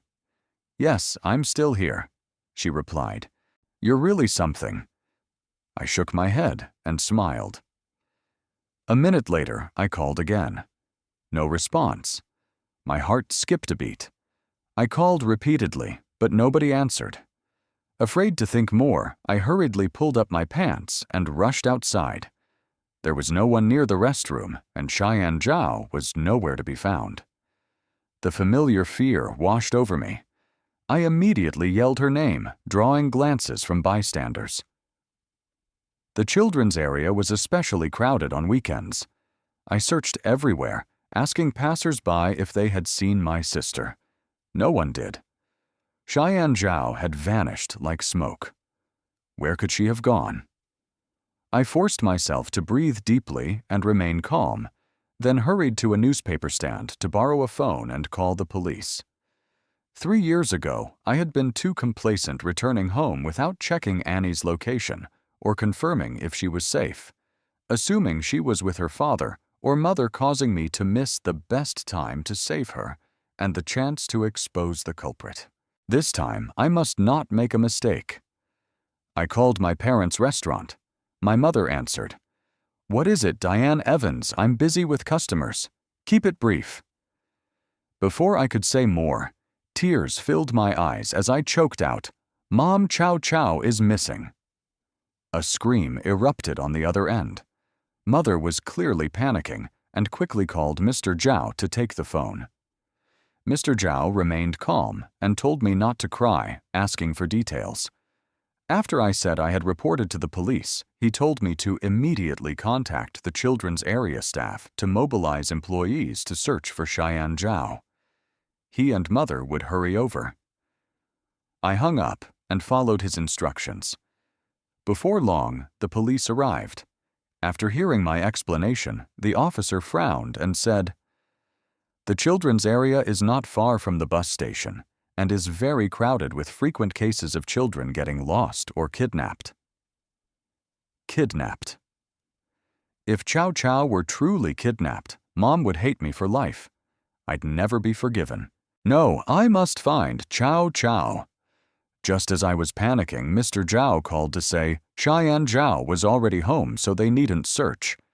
At that news, everyone sighed with relief. Before leaving, the police specifically reminded me that next time I must be careful and never let a child out of my sight. I nodded obediently, but I still wondered how Cheyenne Zhao could have come home. It takes at least 20 minutes to walk from the children's area to our house, yet she disappeared from in front of the restroom in the blink of an eye. With that suspicion in mind, I quickly returned home. When I opened the door, I saw a familiar figure, and goosebumps rose all over me. The room felt slightly stuffy. Cheyenne Zhao was sleeping soundly under a blanket. Mother sat at the edge of the bed, fanning her with a paper fan. On the tea table were a plate of sliced watermelon and a pack of cigarettes. Mr. Zhao, shirtless, hands on his hips, looked quite pleased with himself, his fat cheeks sagging. On the sofa sat a middle-aged man who looked haggard. It was Thomas Norman. Long time no see, he had aged a lot. His hair was half gray, clearly much affected. His clothes were patched. I guessed what had happened. I looked at Mother. Why had she returned home? Thomas Norman cleared his throat and said, "I brought her home. I saw her standing outside." "You kidnapped my sister." I immediately got angry and choked out, "So it was you. You want revenge on me? Get on with it." Thomas Norman let out a mocking laugh. "Diane Evans? Why would I want revenge? I only saw her standing there alone." I clenched my fists, unwilling to revisit the wound. "You resent me for locking Annie in that house and letting your idiot son kill her. You resent my stepmother for killing your wife, so you follow me to seek revenge, right?" Pain flickered in Thomas Norman's eyes. He was silent for a long moment, then looked at me intently. "What about your sister, Diane Evans? Have you taken good care of her?" Anger flared within me. I stepped in front of Mr. Zhao. "Sir, let's call the police. He kidnapped a child." Mr. Zhao calmly took a piece of watermelon and silently ate it. I understood Thomas Norman had slandered me to them. "Mother, say something." My mother frowned, waved her hand, and said, "Enough, Diane Evans. Chow Chow wasn't missing. It wasn't a big deal. Don't make a fuss." Don't make a fuss. Do you know, I almost died today from anxiety. The police were filing a report ready to tear apart the whole children's area. Now you say it's no big deal. Today I'm definitely taking him to the station for the law to sort it out. Mother sighed. Thomas Norman is a good person and once attended Annie's birthday party. He surely didn't harm Chow Chow. I interrupted her. How can you be sure he dared to take her away today? What if tomorrow he kills her? We must let the police handle it to be absolutely safe. Fine, Mother said a bit angry. There's no need to go that far. Years ago, your father beat you to death and back. The neighbors just watched. No one stepped in. It was Thomas Norman who kicked in the door to save you. They even took you to the hospital. Have you forgotten that you have no gratitude? At that moment, Thomas Norman stood and said, "I'll be leaving now." Mother looked up and forced a smile. "Thomas Norman, stay for dinner." Thomas Norman glanced at me. Then, at Mr. Zhao's unwelcoming expression, shook his head and said, "No, I have to go cook for Dana Norman." With that, he hobbled out.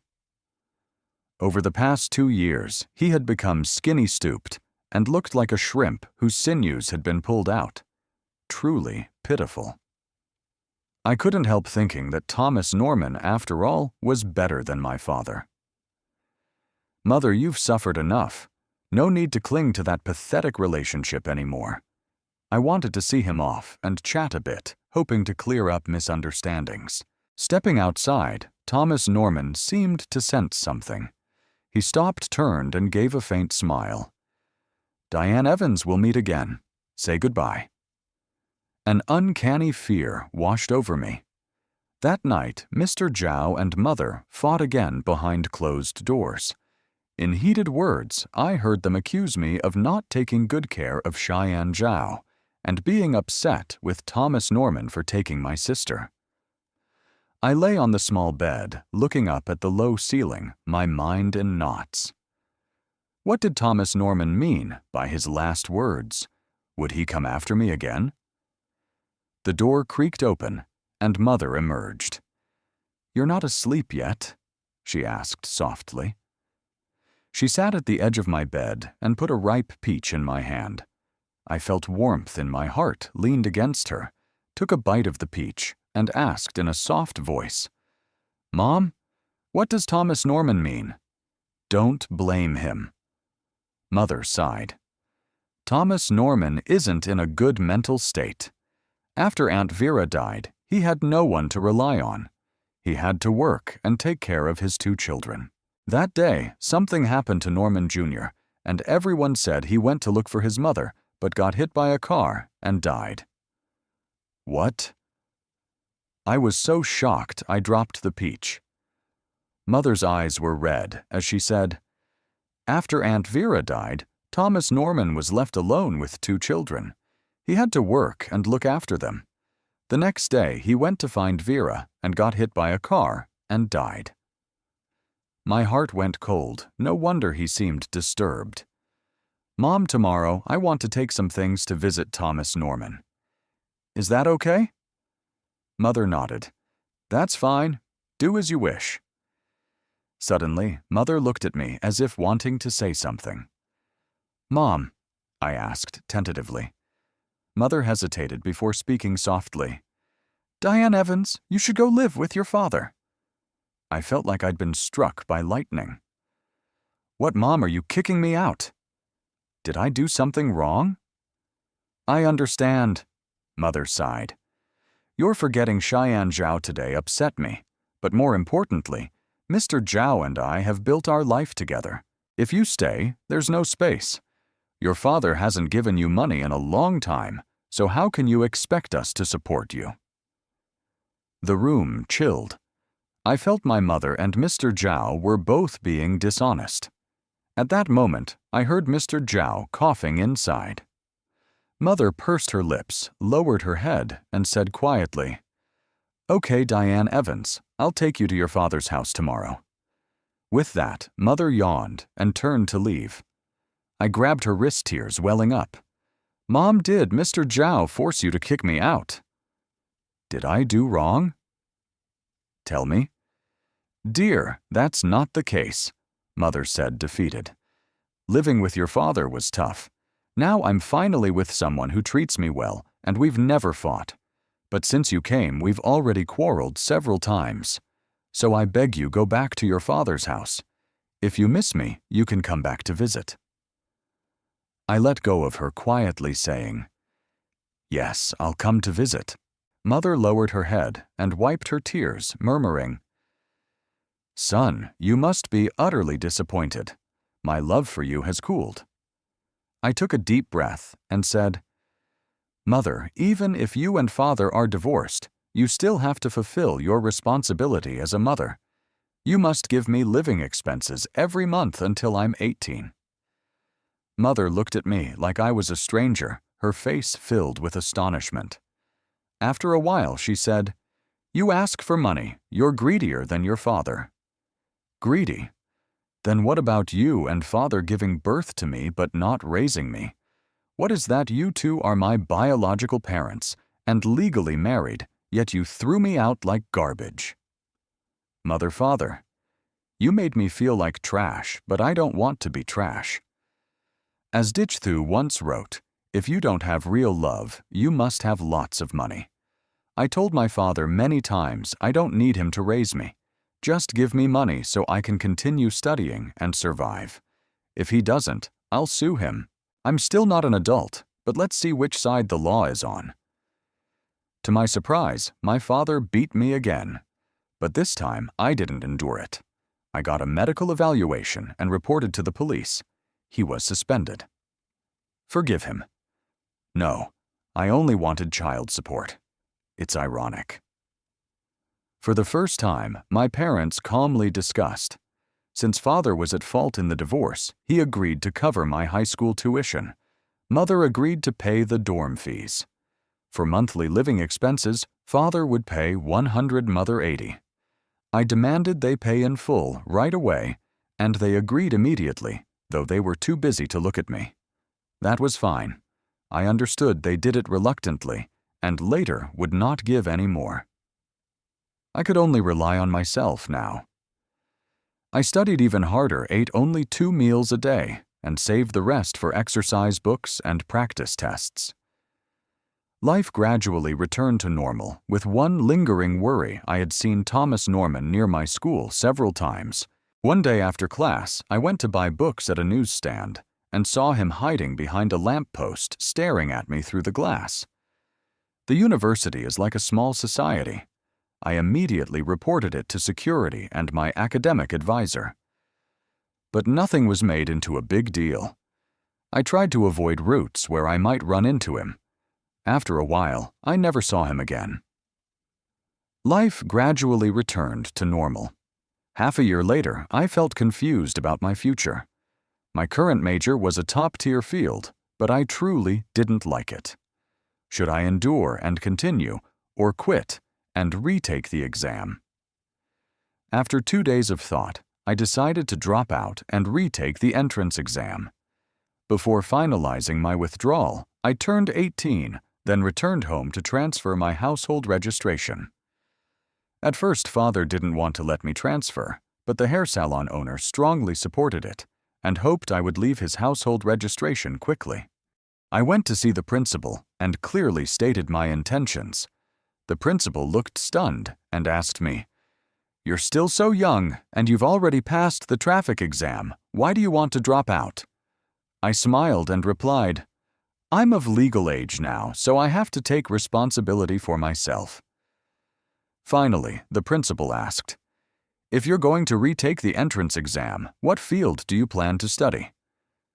Without hesitation, I answered, "Medicine." I asked myself, why study medicine? Isn't it because of Annie? Perhaps it's related. Annie was so young when she fell ill. And secondly, I couldn't take care of her. I didn't tell anyone that I was dropping out to retake the exam.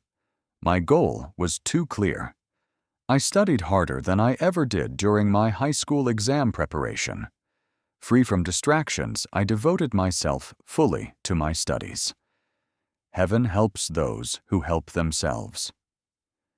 The next year, I passed one of the top universities in the country, majoring in clinical medicine. As I was almost completely severed from my past, nearly buried in the mists of time, I saw a familiar face on TV, Tony Chang, my childhood neighbor. Back then, when I was at my lowest point, everyone criticized me, hated me, ostracized me. Only she held an umbrella over me in the rain. Now she had some fame starring as a young leading actress in historical dramas. Under the spotlight, that once humble girl from Dongdin shone brighter than ever. And me. Uncorrupted by my family's decline, I walked my own path with ever more determination. During my graduate and doctoral studies, I chose plastic surgery as my main research direction. There was no other reason. Healing is one thing, but faces and bodies are another. Cosmetic surgery is certainly a money-making field. I had suffered enough days living like a dog, lowly and dependent on others. Time flew, and before I knew it, several years had passed. After graduation, I worked at a cosmetic surgery hospital where my senior was also employed. With his support, I went to South Korea for advanced training and apprenticed under a cosmetic surgery master there. When I returned to work, I gradually became a star doctor at the hospital. My reputation soared. Soon after, I was able to purchase an apartment in a high-end residential complex, and my life became increasingly affluent.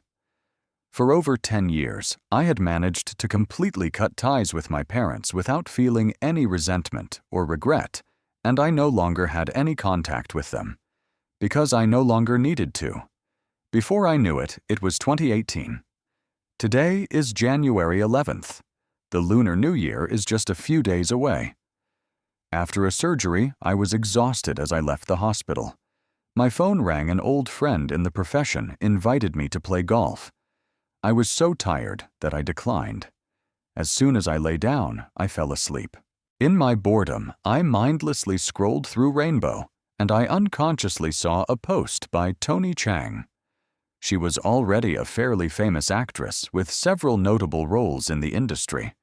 But the entertainment world changes so quickly. It always craves fresh, youthful faces. These past 2 years, she hadn't been as prominent as before. Recently, during an interview show, she expressed a desire to get married. Just now, she posted 2 photos, one selfie, and one of a meal, with the caption, "Dad's cooking smells so good." I zoomed in to look more closely. She really was beautiful, a perfectly proportioned skull, a balanced facial structure on an ideal vertical axis, full brows and eye sockets, and a smooth transition to a gentle forehead. I chuckled. No wonder her photos had been so meticulously edited outsiders would hardly notice any flaws, but in real life, at close range, it was a different story. Thinking this, I found her phone number in my contacts. I hesitated for a few seconds, then dialed. The line connected, and I heard the clattering of mahjong tiles. "Shouldn't you have been playing mahjong?" I said. "Hello, who is this?" Through the phone screen, I seemed to smell the strong scent of cigarettes and sweat.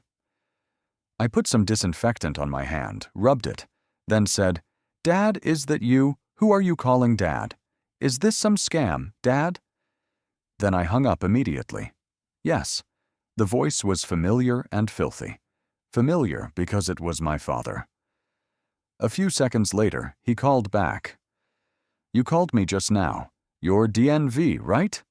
I responded nonchalantly. "Yes." My father exploded. "Fuck, you're still alive. I thought you died on the street. Where are you now? Married yet?" "What do you do?" I looked at my watch.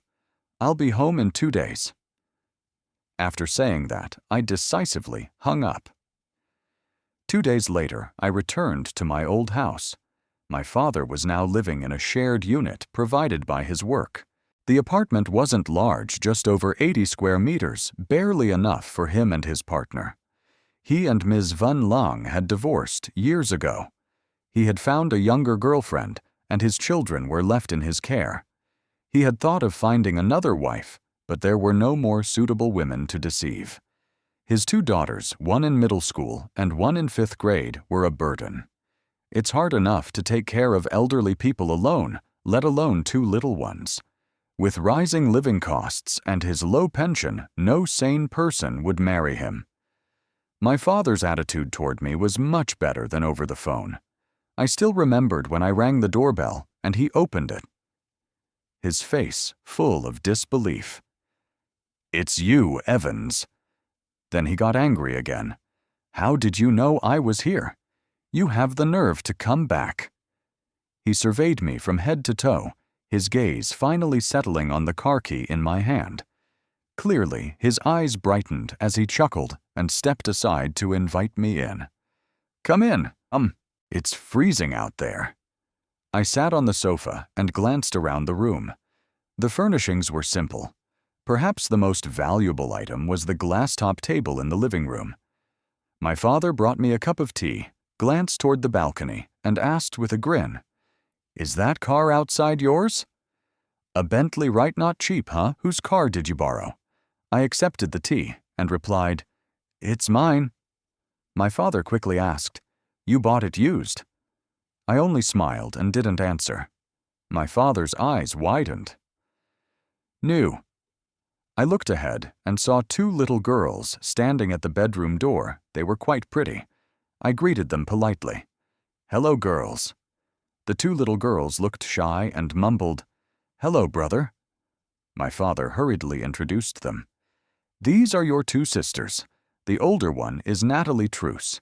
The younger is Kevin Truce. They're both 8 years old. I have a gift for you." I took 2 brand new iPads from my suitcase, still in their boxes, placed them on the coffee table, and handed each of them a red envelope containing 1,000 yuan. When my father saw the money, his eyes lit up. "Oh my God, Evans, why spend so much? They're just kids. Why get them such expensive gifts? Save your money and buy a house, son." He probed. "You have a car now. You must be planning to buy a house, right?" I didn't follow his train of thought, and instead smiled and asked, Dad, you haven't been in touch with any old friends all these years. My father scolded me. Son, why didn't you call me even once? Do you know how worried I was? I laughed and cut him off. Dad, you haven't answered my question. He looked stunned. Then his face brightened. Oh, everyone asked where you were staying after you went to your mother's, and you didn't come back. Neighbors also dropped hints. I remember you got into the traffic university. Do you know anything about that school? It's a public university, right? I told people you went to work for the government and even enlisted in the military. I laughed at his tall tales. My father leaned in and quietly asked, Evans, you seem wealthy now. Are you a government official, a minister, or vice minister? I lightly tapped my knee. Dad, you say I'm a doctor. My father froze. I remember you registered for mechanical engineering. Did I remember wrong? I smirked. You didn't remember wrong. Then I dropped out again to study medicine.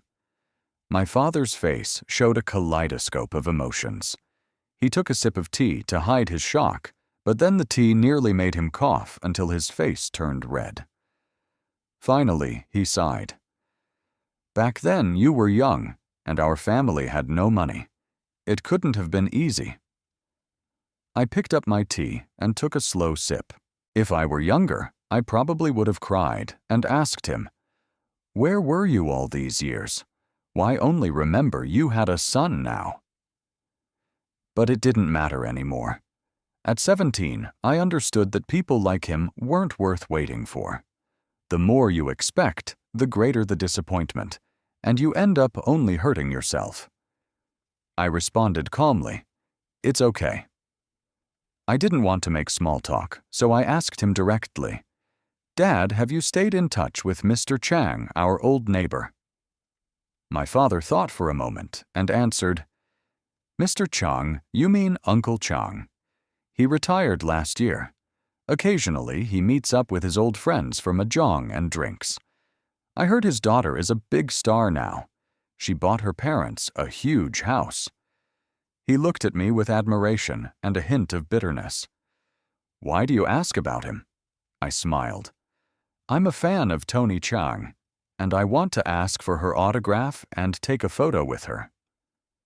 My father called Uncle Chang, who was very happy, and invited us to his home.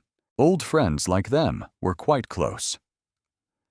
When we arrived, Uncle Chang personally came to the gate of the compound to greet us. My father proudly sat on their sofa and boasted to Uncle Chang and Mrs. Chang. My son graduated with a doctorate and is now a famous doctor. When he comes home, he brings me good wine and gave his 2 little sisters each a computer. And his car, Mrs. Chang teased. Like 2 or 3 million, his annual earnings are even higher than some movie stars.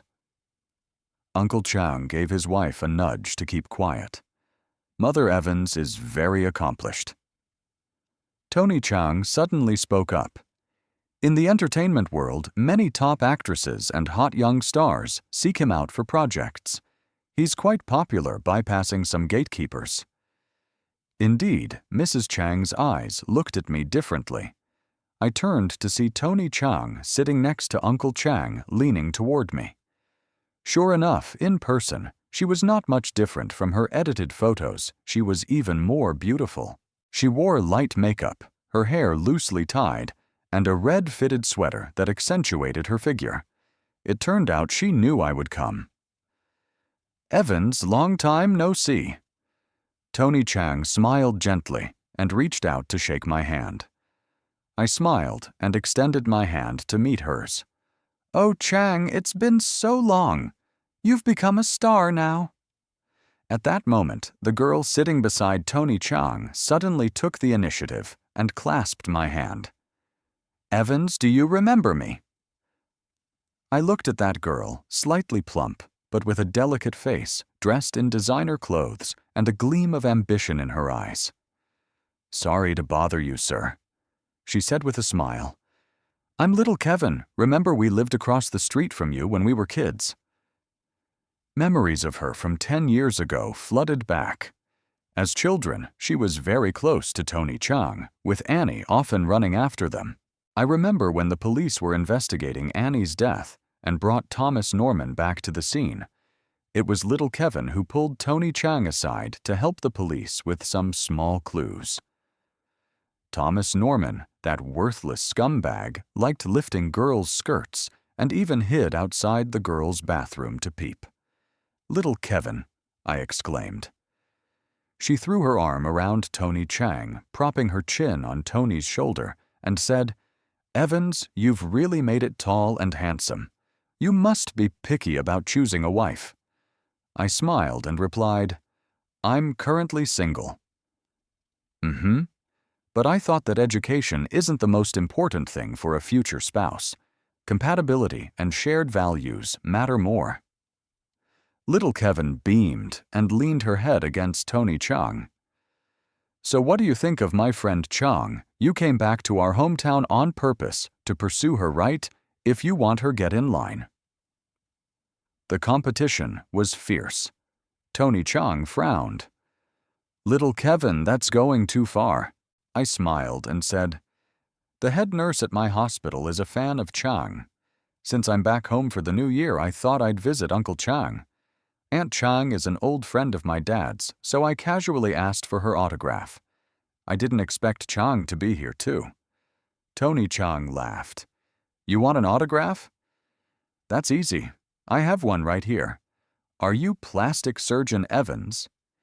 Little Kevin suddenly cut in, but she moved closer to me. "My nose is a bit flat. How should I have it corrected to look better? I also want liposuction. Does your hospital do those procedures?" Tony Chang lightly scolded, "Evans is currently on leave. If you want cosmetic surgery, wait until he's back at work and schedule a consultation." Little Kevin exclaimed and took out her phone to scan a QR code. "Add Evans on WeChat. I can ask questions whenever." I handed her a business card. "If you have any questions, call this number for advice." Then I handed Tony Chang one too. Little Kevin looked disappointed and pouted. "Evans is even more unreachable than those celebrities. He wouldn't even add an old neighbor on WeChat." Suddenly, she looked at me in surprise. "Wait, this card says Truts Huang Duong. Is that your name?" "Yes, it's me."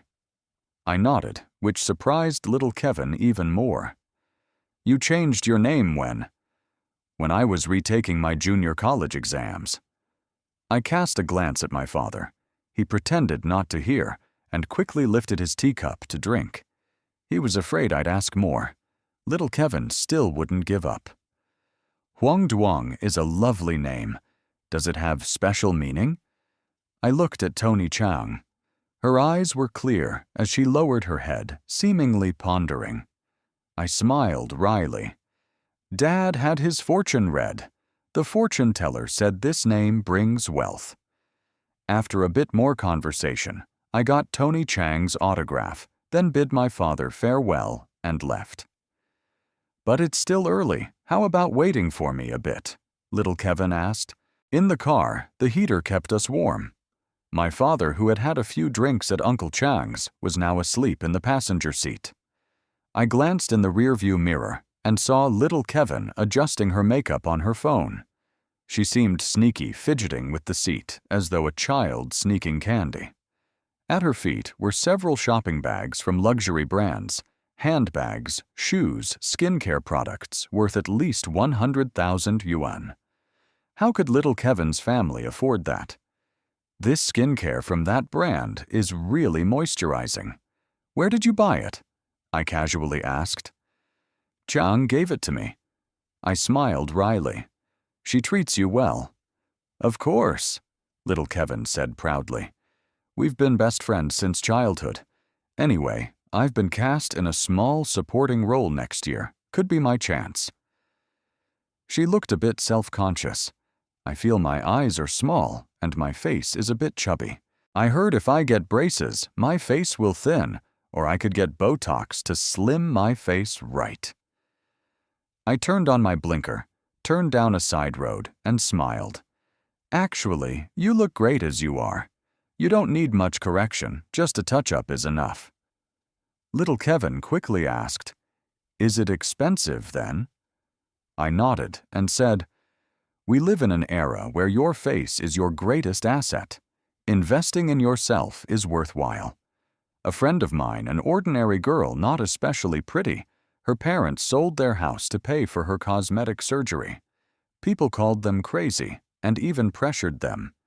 But after the surgery, she became like a different person.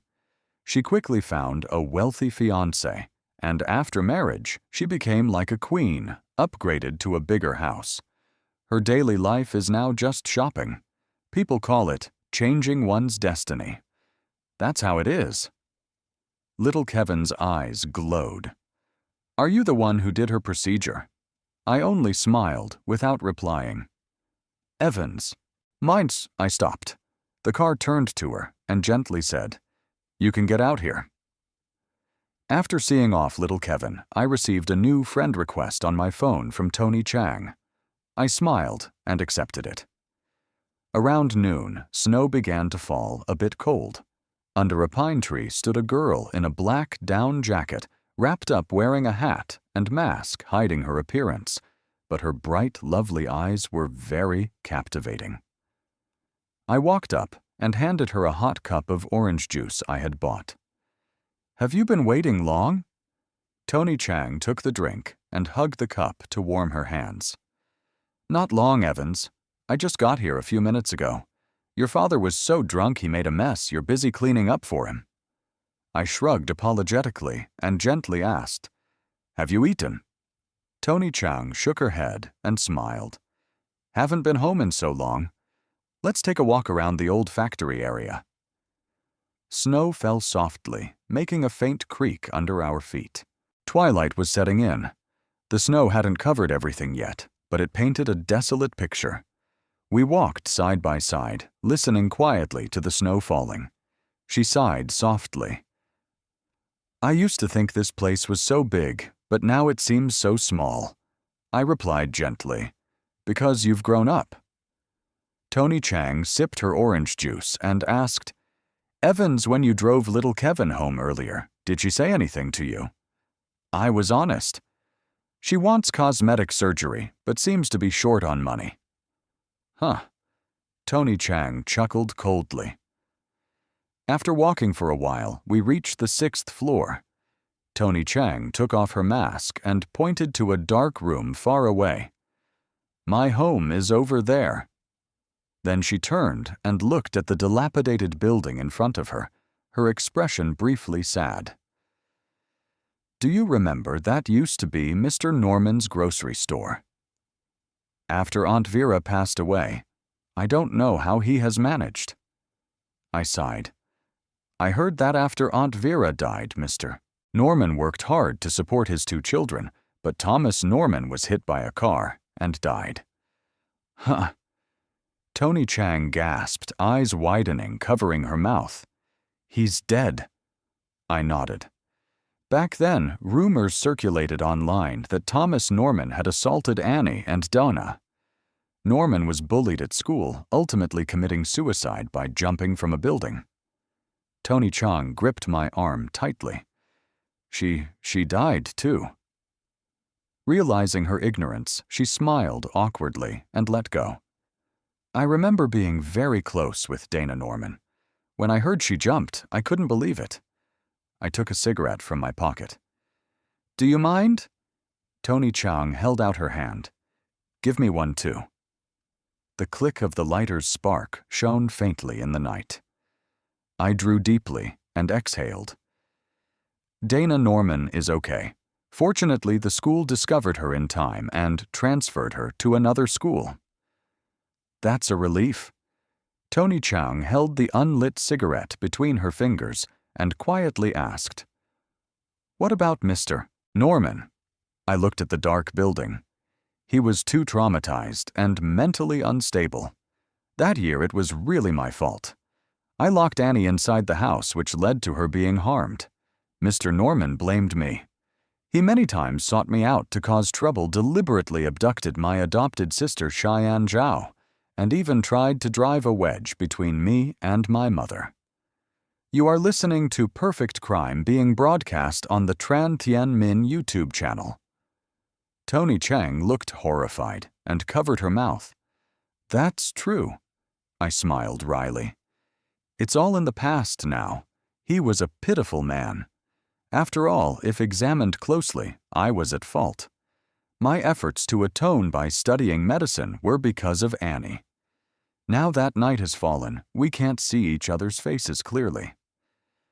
After a while, Tony Chang softly asked, "Evans, do you think the real culprit was Thomas Norman?"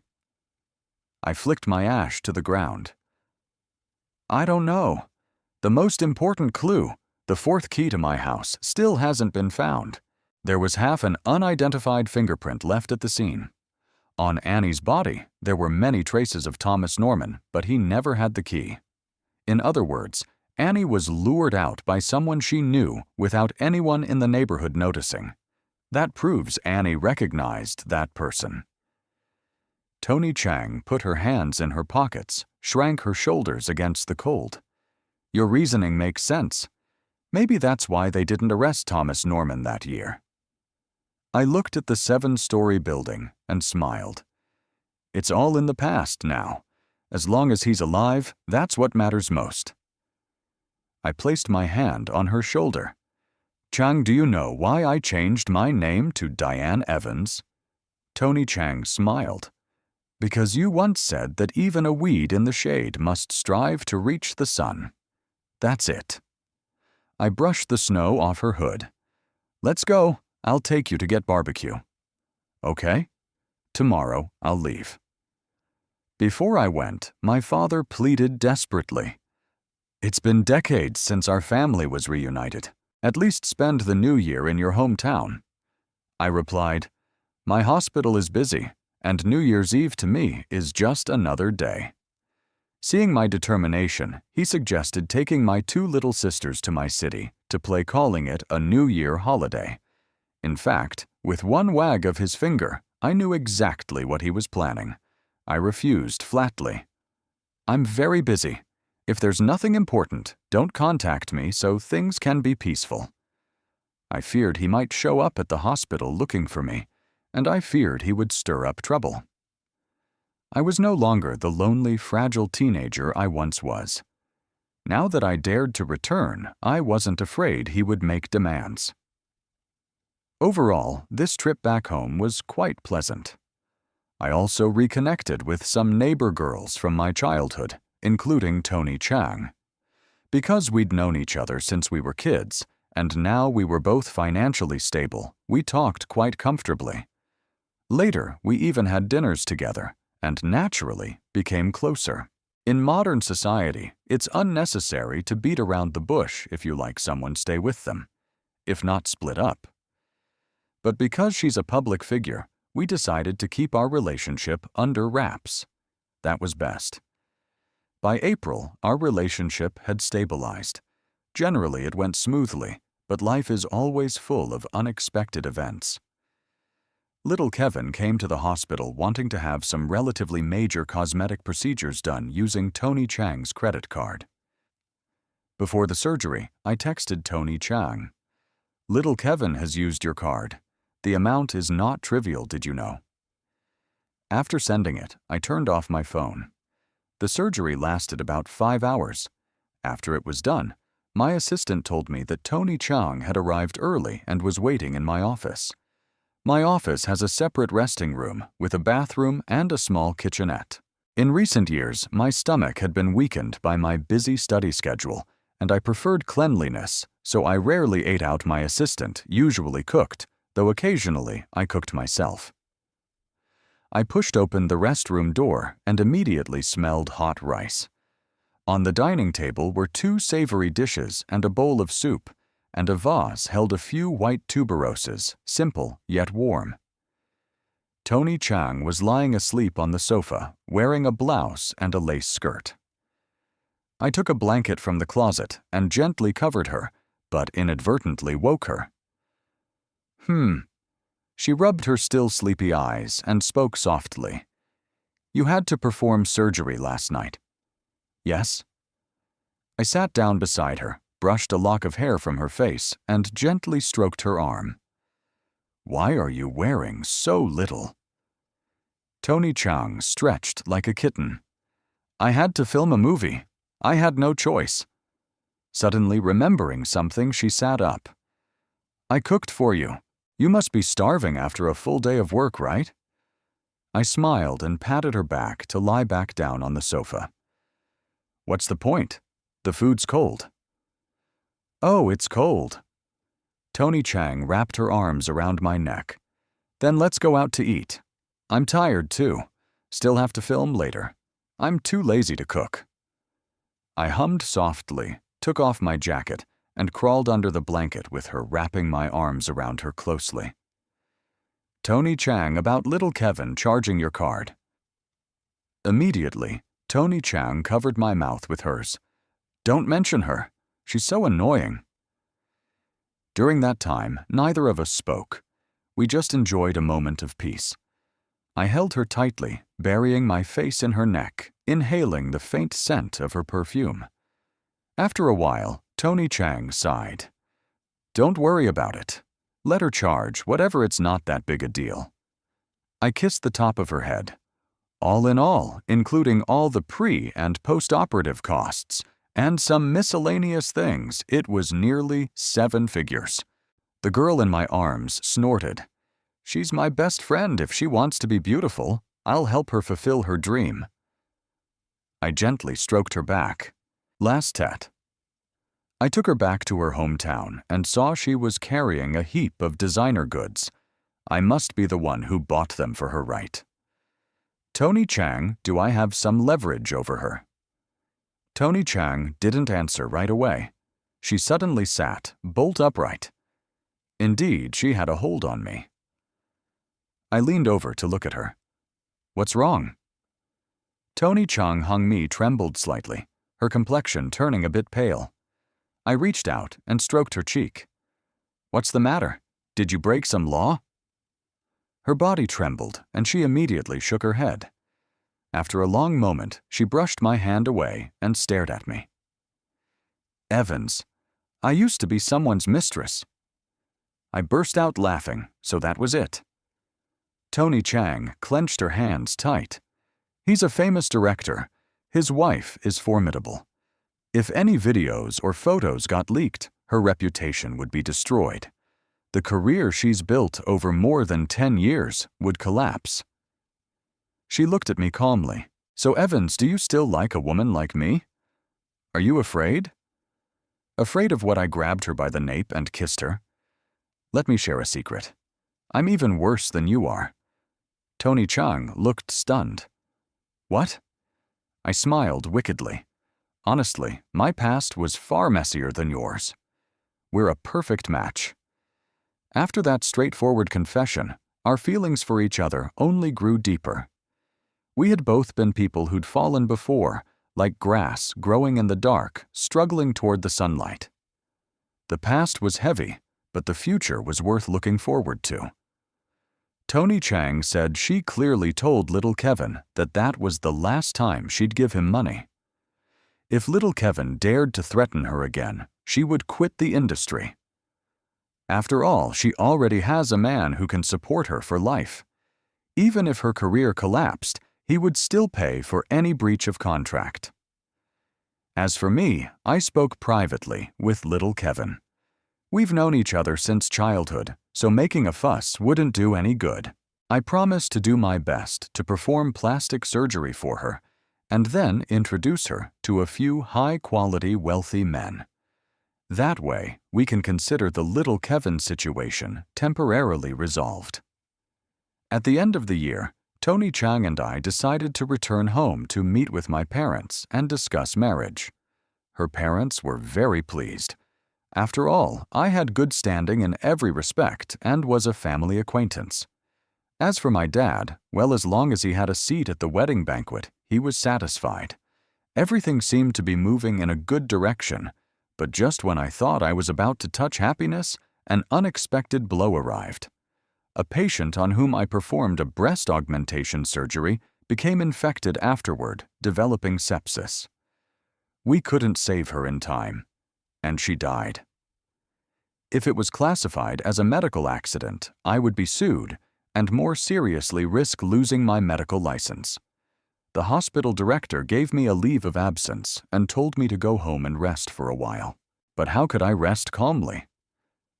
In all these years, I had never encountered such a serious mishap. A human life had slipped through my fingers.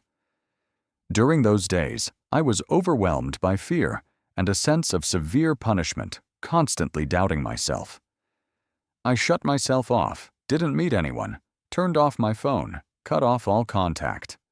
All day, I just got drunk, passing out for 3 days and nights straight. On the 4th day, I finally opened my phone. As expected, countless missed calls and messages flooded in. One message was from the hospital director telling me not to worry.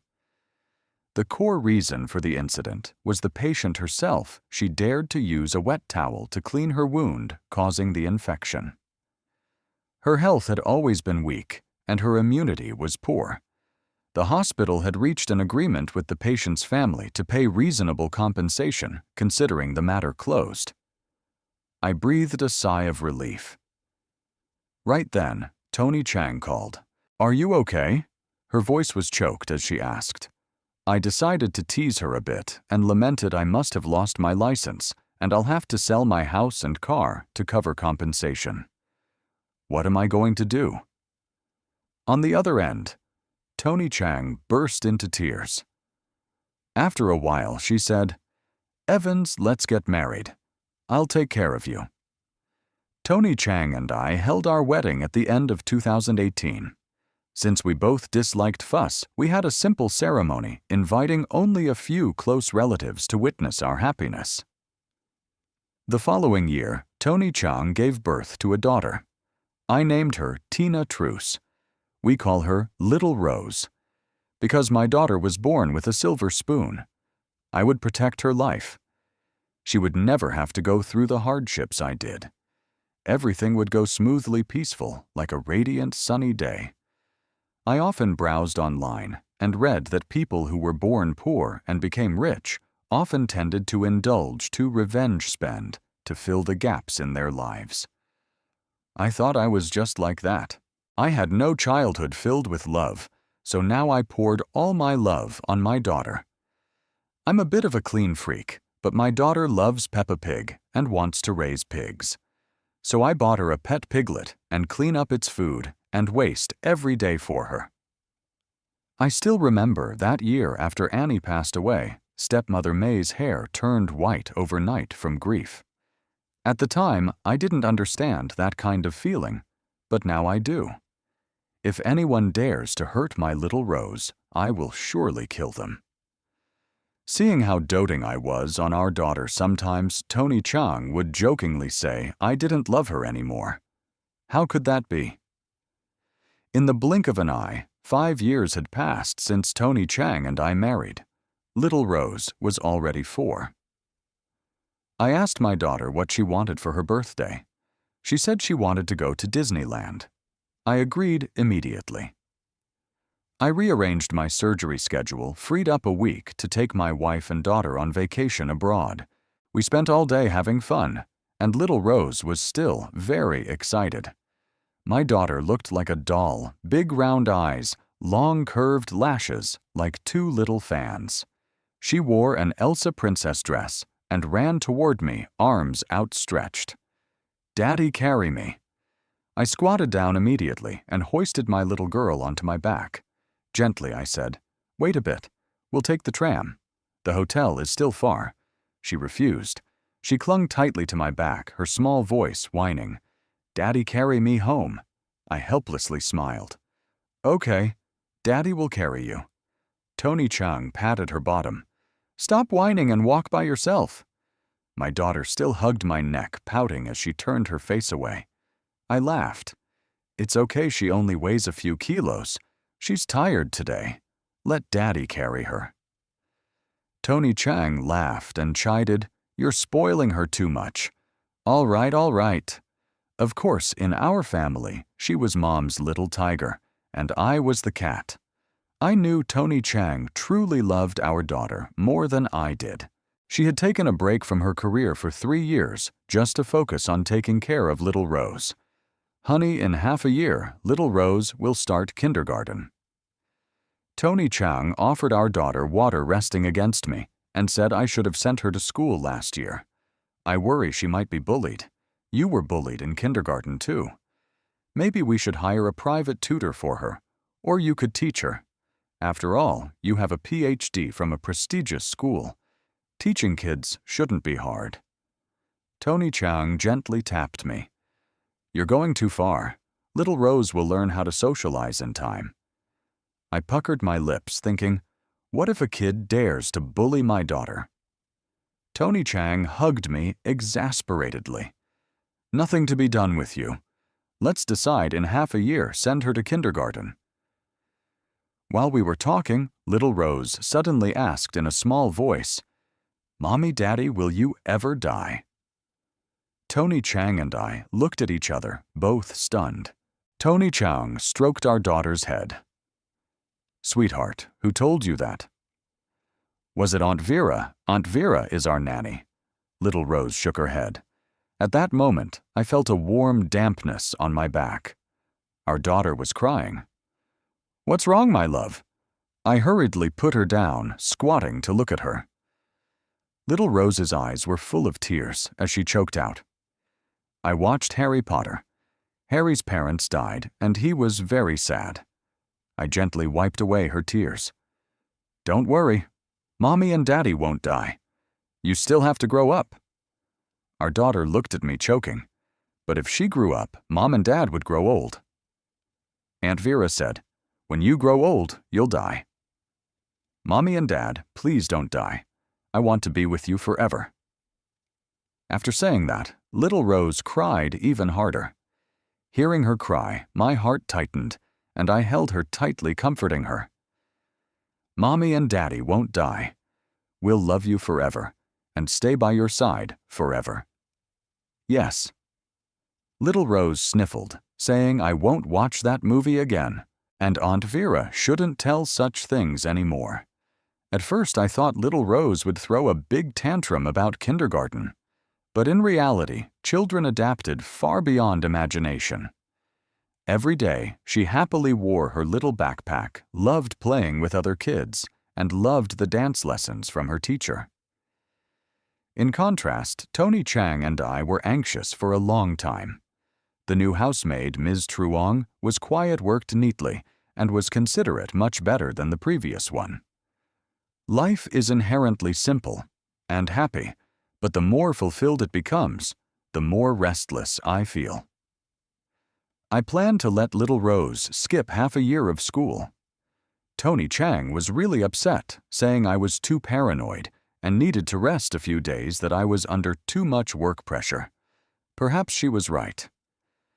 I decided after this round of work, I'd take my family on a trip and transfer little Rose to a school closer to my workplace to feel more at ease. That afternoon, just as I was about to get into my car to head home, Ms. Truong, the housemaid, suddenly called. Young master, something's happened. Ms. Truong was flustered, her sobs choked. I felt my head like it was about to explode and forced myself to stay calm. Don't cry. Take a deep breath. Don't panic. Whatever happened, speak slowly. Ms. Truong, crying, said, Today I went to pick up little Rose after school. She said she wanted to buy stickers, but as I led her down to the parking basement, an old man appeared out of nowhere. He snatched little Rose and held a knife to her neck. The first thought in my mind was the worst possibility someone with a medical grievance or some enemy of mine had kidnapped my daughter for revenge. My daughter was taken. I asked her with shaking hands if she saw the kidnapper's face clearly. Did he hurt our daughter? Ms. Truong wept. He lifted her onto his shoulder and put her into a car. I forgot to get a clear look at him. I was so furious at her stupidity. Did you report to the police? Not yet. I didn't have time.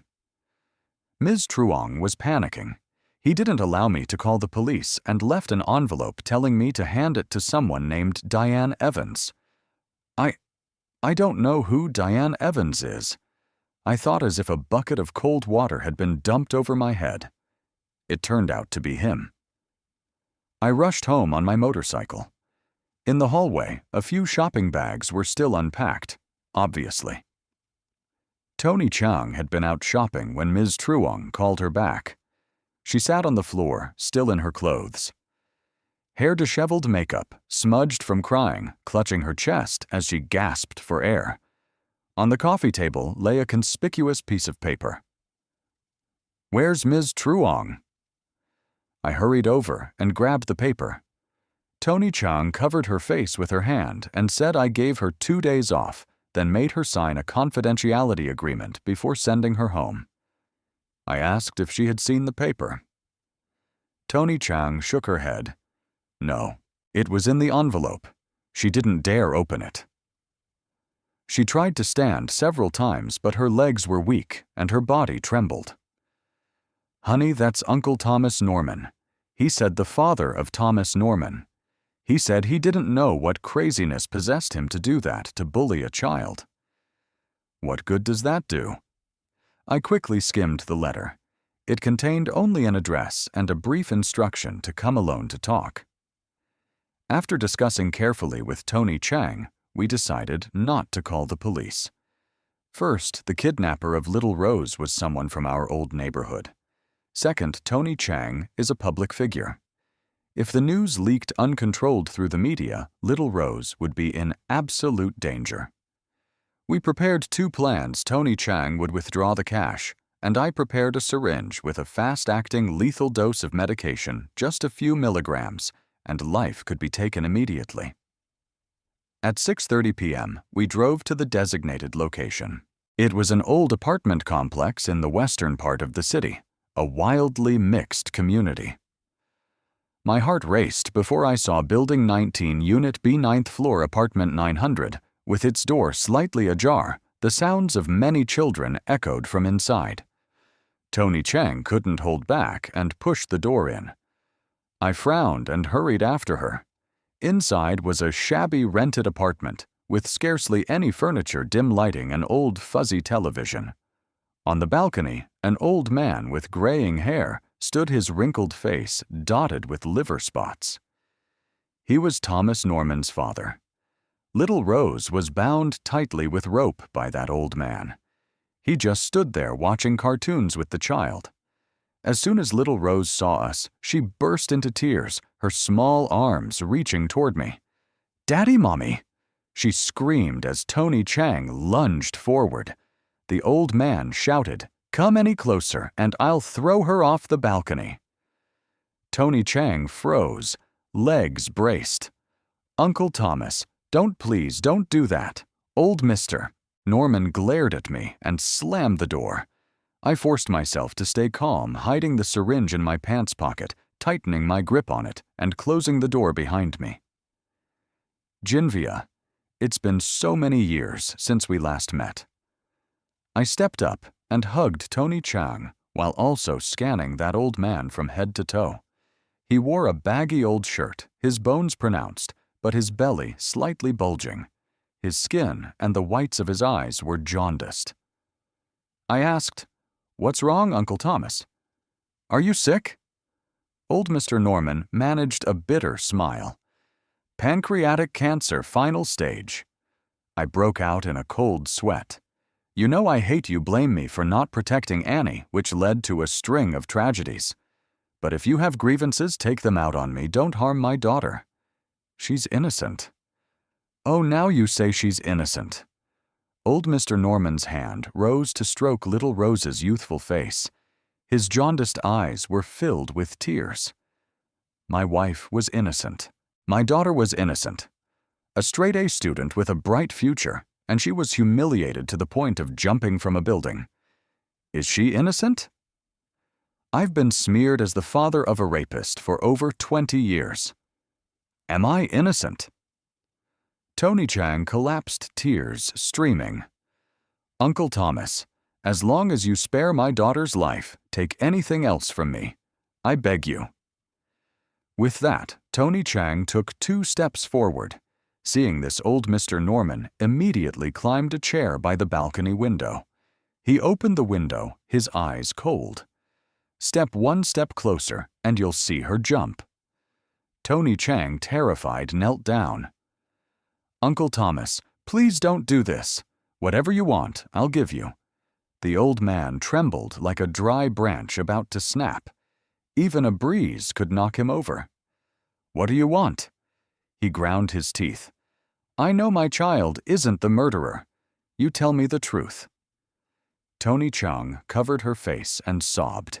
I bit my tongue hard, using the pain to keep myself alert, silently calculating the distance between myself and old Mr. Norman. How could I rush forward in time to pull him back and control the situation? "Fine, I'll tell you. That year, it was me and little Kevin who took Annie from the Truk family's house outside." Tony Chang barely had the strength to speak the words. Her whole body went limp and collapsed. Old Mr. Norman panted, eyes filled with horror. "What did you just say?" Tony Chang propped herself on her hands, her neck barely able to lift. That year, there was a TV show called Princess Joy, extremely famous. I was cast as a child actor in it. I wanted to recreate the scene where the heroine was kidnapped and abused, so I told little Kevin to find Annie, who was at the house playing. I half knelt and wrapped my arms around Tony Chang. "Don't stop. Let her finish." Tony Chang's tears fell in torrents. Princess Joy was just airing. I sat and watched the show, forgetting all about Annie. And what about little Kevin? Tony Chang was too ashamed to raise her head. Her mother made her write summer homework. When I heard that, I understood everything. In other words, both of you went home and never returned. Neither of you came back to check on Annie. I would have never guessed the truth was that. Tony Chang sobbed, practically fainting. It wasn't until the police arrived that we learned that Annie was already gone. I turned my face away and sighed, saying nothing more. Old Mr. Norman wiped his murky tears and pointed at Tony Chang, shouting, "Tony Chang, I have just one question for you. Did my daughter ever lift her skirt to look at you? Did she sneak into the girls' restroom?" Tony Chang's head was almost glued to the floor. "No. We lied." Old Mr. Norman cried out in anguish, as if pouring out 20 years of resentment. Anger exploding. He leaned against the wall, sobbing in pain. "My daughter was tormented by you until she lost her mind, unable to speak the truth, and died such a tragic, unjust death." Tony Chang crawled a few steps forward. "Uncle, it was my fault. Please, kill me. I beg you, don't harm my daughter." Old Mr. Norman stared at Tony Chang, his chest heaving violently. Suddenly, he turned to me. "Diane Evans. And you. Don't you have anything to say?" My voice caught in my throat. "I already told you 23 years ago. What more do you want me to say now?" Old Mr. Norman, clearly deranged, spoke in a trembling voice. "That Tony Chang and little Kevin, those 2 wretches, they took Annie into that room. It wasn't my daughter who killed Annie. It wasn't my daughter." I straightened and looked him in the eye. "It was Thomas Norman, your son, who threatened Annie to death. That year, he had taken many indecent photos of Annie. Have you forgotten? My son is absolutely not the murderer." Old Mr. Norman clenched his fist tight. "Diane Evans. It must have been you who killed Annie." I choked as I spoke. "If you insist on thinking that, so be it. I have nothing more to say. Do you want to kill my daughter for revenge on your wife and child?" I slowly stood up. "Uncle Thomas, I've always respected you calling you Uncle Thomas. Let this feud end here. It has nothing to do with the children. Release my daughter. If you dare harm her, don't think Dana Norman will remain safe." Old Mr. Norman trembled. "You dare." I bared my teeth and smiled coldly. "Try me." Old Mr. Norman was clearly shaken fear in his eyes. Taking advantage of his distraction, I suddenly lunged forward. But old Mr. Norman reacted lightning fast, half jumping through the window, pulling an old-fashioned keypad phone from his pocket. "Wait a moment." His face twisted. "I have recorded every word you said." Having said that, he pressed the phone button, but pressed repeatedly without hearing any sound, revealing his panic. "Why isn't there any sound?" Clearly, I've practiced many times already. I smirked at the old man.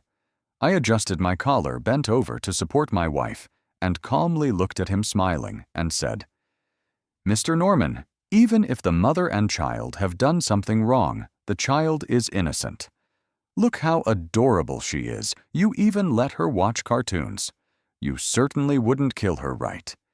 If you're recording, you must be trying to negotiate terms with us. Just say the word, and my wife and I will comply." Mr. Norman held his side, as if gritting his teeth against the pain. "Compensation money. That year the court ruled that your father had to compensate my family. But he pulled some devilish tricks and refused to pay. I want the compensation." I exhaled relief. "How much?" Mr. Norman panted.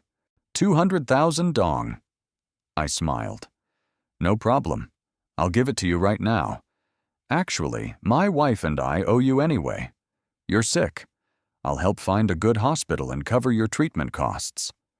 Winter Eden had $2 million in cash ready, but it was truly unnecessary. That old man ultimately only demanded 200,000 dong. Before he left, I confiscated his old phone and searched his person thoroughly to ensure there were no recording devices. Then I let him go. No need to make things harder for each other. As the streetlights came on, it was about 8:30 p.m., right during the rush hour traffic jam. The roads were congested. I sat driving in front while Winter Eden held Rosie in the back seat. Earlier, I had given the little girl a sedative injection, and now she was sleeping soundly. Since getting in the car, Winter Eden had been crying uncontrollably. She suddenly asked, "Will Mr. Norman still look for us, dear?" I stared straight ahead, holding an unlit cigarette in my mouth, and replied, "Probably yes." About half a year ago, I called my father and happened to mention Mr. Norman. My father is narrow-minded and holds grudges. He heard that Mr. Norman had once made things difficult for him, so he paid some attention and looked into it. I heard he has cancer. No money for treatment is in the final stage, and hospitals won't accept him anymore. He probably won't live past this month. Winter Eden, choking back tears, asked, "Why is he stalking Rosie? How did he know which preschool she goes to?" I looked at the crumpled cigarette in my hand and tossed it out the car window. "Who knows?" I said. Just then, my phone rang. It was my father. I pressed the button to answer. "What is it?" My father's voice was ingratiating over the phone. "Evans, I'm in City B. I'm at your hospital now." I irritably loosened my collar. "What is he doing here?" My father snorted with a laugh. "Missing my granddaughter, of course. Visiting her. Where does your family live?" Winter Eden glanced at me and quickly shook her head. I ignored her and recited the address just to finish and hung up. Winter Eden's face darkened immediately. "Why did you give him our address? Don't you know what he's like? If he shows up every few days demanding money, who could stand that?" I said nothing and just continued driving. About 40 minutes later, we arrived home. From a distance, I saw my father standing outside the gate carrying a bag of fruit, and when he saw my car, he waved excitedly. I called security to let him in. Once inside, Winter Eden carried Rosie to her bedroom. I changed my shoes and walked straight into the living room. My father bent down to change his sandals and casually asked, Why does Winter Eden look so bad? Is my granddaughter sick? She's sleeping so soundly, I really don't want to hear anyone mention the word death, especially regarding Rosie. Dad, after you put on your shoes, come in here. My father smiled broadly as he entered the living room, looked around approvingly, and nodded. This house is beautiful, and the neighborhood is good too. Plus, 2 more floors. How much did it cost, son? I didn't answer and gulped down a glass of iced water. If there's something you want to say it, I asked coldly. My father laughed and said he was just visiting his granddaughter. I noticed his arm was injured a few days ago. While gambling, he had been chased by creditors, got into a fight, and was beaten badly. He knew those people, and this time he owed money and was afraid of the police, so his gambling was ruined.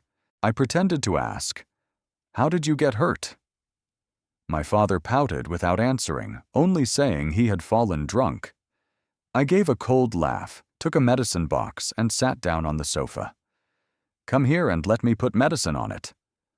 My father sat down, contentedly beaming. "Isn't there a saying that you raise children to look after you in your old age? At the end of the day, it's the filial son." As I applied the ointment, I said coldly, "Rosie's been under the weather. You don't need to bother her. Tonight I'll book you a ticket home, okay?" My father immediately lost his enthusiasm. "Why in such a hurry? I've just had a sip of water and I'm already being kicked out," I asked bluntly. "Tell me, what are you intending to ask for?" He rubbed his hands. "Well, as you see, I still owe car payments with my salary and there's not much left. Your 2 younger sisters also need money for school. Now and then, can you lend me a little bit?" I retorted mockingly. "Anything else?" My father continued. "Your younger sister wants to get into showbiz so she can stay at your house. Ask Winter Eden to help mentor her. Take her to film with Don. She has the surname Truce and is family, so when she makes money in the future, she'll definitely repay you." I burst out laughing, tossed the antiseptic swab into the ashtray. "Don't dream. Get out."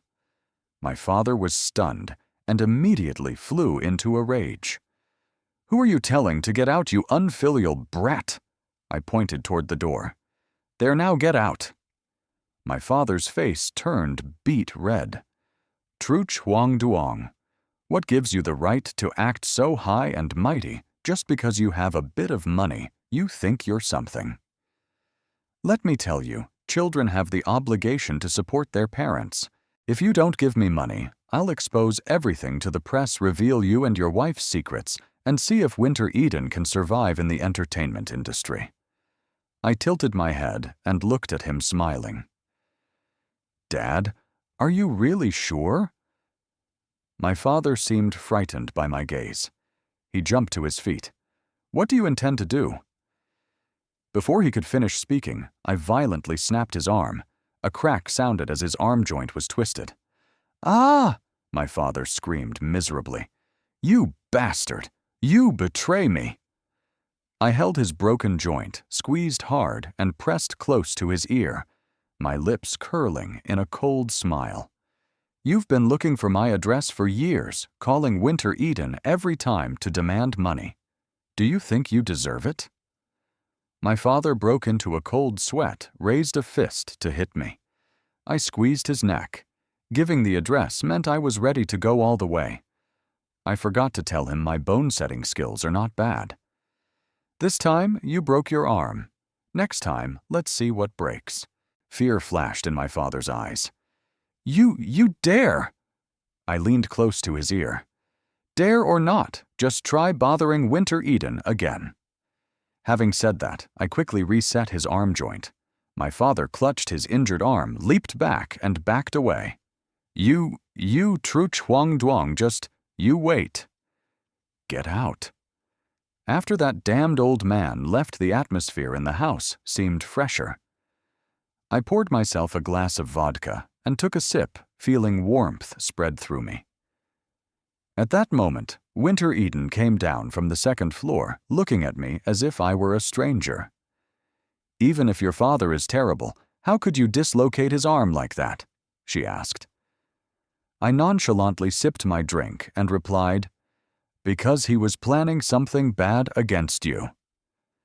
Winter Eden froze and came to stand in front of me. She looked up at me for a long moment and suddenly asked, "Truk Huang Duong, was it you who killed Annie?"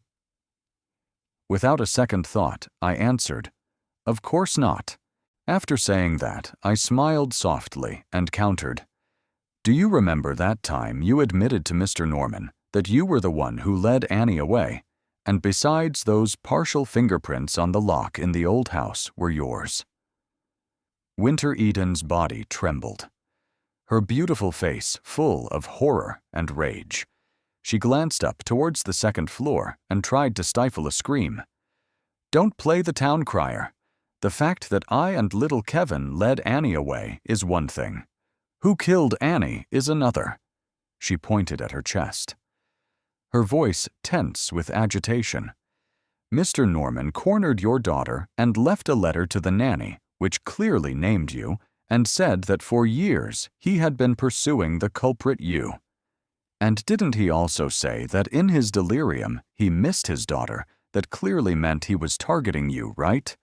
Bingo." I smiled and said, "My dear wife, you've finally figured it out." "Surely it was you," Winter Eden protested excitedly. I looked at her calmly. "Annie died from extreme panic. The time of death was around 5 p.m. That was when I had just finished a date with my ex-girlfriend and was on my way home." Winter Eden was at a loss for words, rolling her eyes as she tried to refute, but unfortunately couldn't come up with anything, her face flushing red in embarrassment.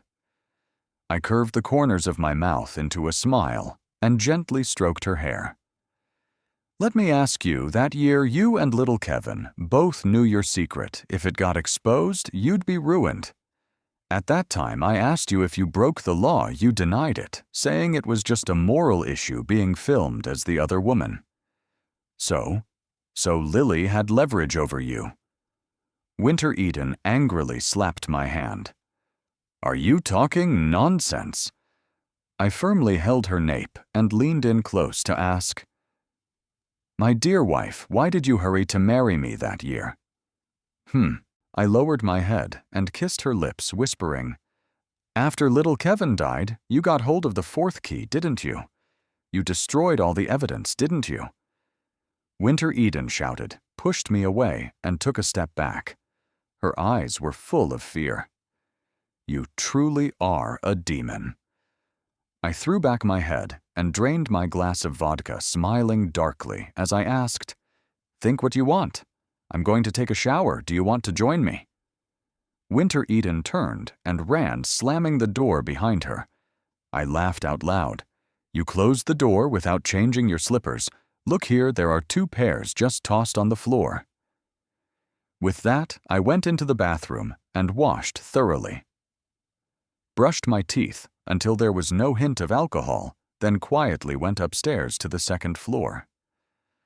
I gently pushed open the bedroom door. Rosie was asleep soundly on the bed. The room was packed with her things, Princess Castle's dolls, all kinds of animal-shaped backpacks and bookshelves filled with fairy tales. I sat on the edge of the bed and silently looked at my daughter. Today, she really was frightened. Tears still clinging to the corners of her eyes, and in her sleep, she was moaning softly, looking uncomfortable. Suddenly, my phone rang. It was my mother calling. I hung up, and she called again. Finally, I was so annoyed I couldn't take it anymore. I pressed to answer. "Evans, it's Mother. What do you want?" I pinched the bridge of my nose. When I got married, my mother didn't even bother attending my wedding, completely indifferent.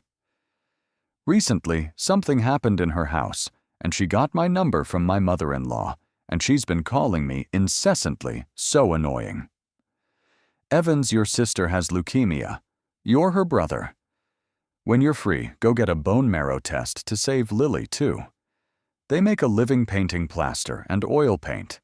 She's unlucky and inhaled too much phosgene and got leukemia. Now she's critical, and they are thinking of me. Evans, are you listening? I was furious to the extreme and replied, I don't have time. My mother sobbed. When you were little, you even took care of her. After all, she's your niece. How could you be so heartless? I gave a cold laugh. She's your daughter, not mine. I have nothing to do with her. My mother snapped angrily. What are you saying? Back then, I supported you through school. Enough? I cut her off coldly. Then you fulfill your responsibility. Besides, you only gave me 80 yuan a month for 10 months. That's a total of 800 yuan, not enough to consider it stealing from you. I'll send you 10 times that. I'll transfer it later. Stop bothering me. After saying that, I hung up. Suddenly, I remembered that Rosie was still in her bedroom. No. I quickly apologized, gently kissing my daughter's forehead. Dad was being so loud. Fortunately, she was given a sleeping shot and is in a deep sleep, not waking at all. In this life, no one is closer to me than her, only her. I cut ties with that mother and daughter pair over 10 years ago. So in this world, the one I love most and only love is you. Rosie, you are the most beautiful poem heaven has given me. I might deceive anyone, but never you. All these years, I had tried questioning, tracking, and following, but got nowhere. Speaking of following, that ugly old man's face appeared again in my mind. Mr. Norman. That old man certainly hasn't told everything tonight. I have to quickly investigate and see exactly what he knows, who else he spoke to. He's gone to City S, but that doesn't mean he can't be found. It's okay, no need to panic. After all, he's so terminally ill. I wouldn't mind sending him off further down the road. Clearly, I hadn't drunk that much yet. I felt dizzy and lightheaded. This matter had been suppressed for more than 20 years. It truly was choking me to the point of madness. I stroked my daughter's soft face and smiled gently. You know you had an aunt named Annie. When she was your age, she was already dead. The police still haven't caught the killer. How could they? There is no way, because in that case, there really was no killer. That damned girl was scared to death.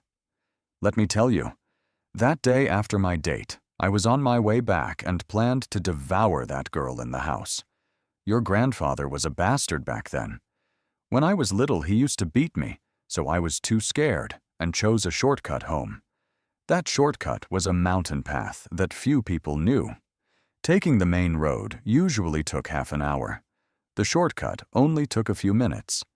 As soon as I came down the mountain path, I saw your mother and little Kevin leading Annie into an abandoned house.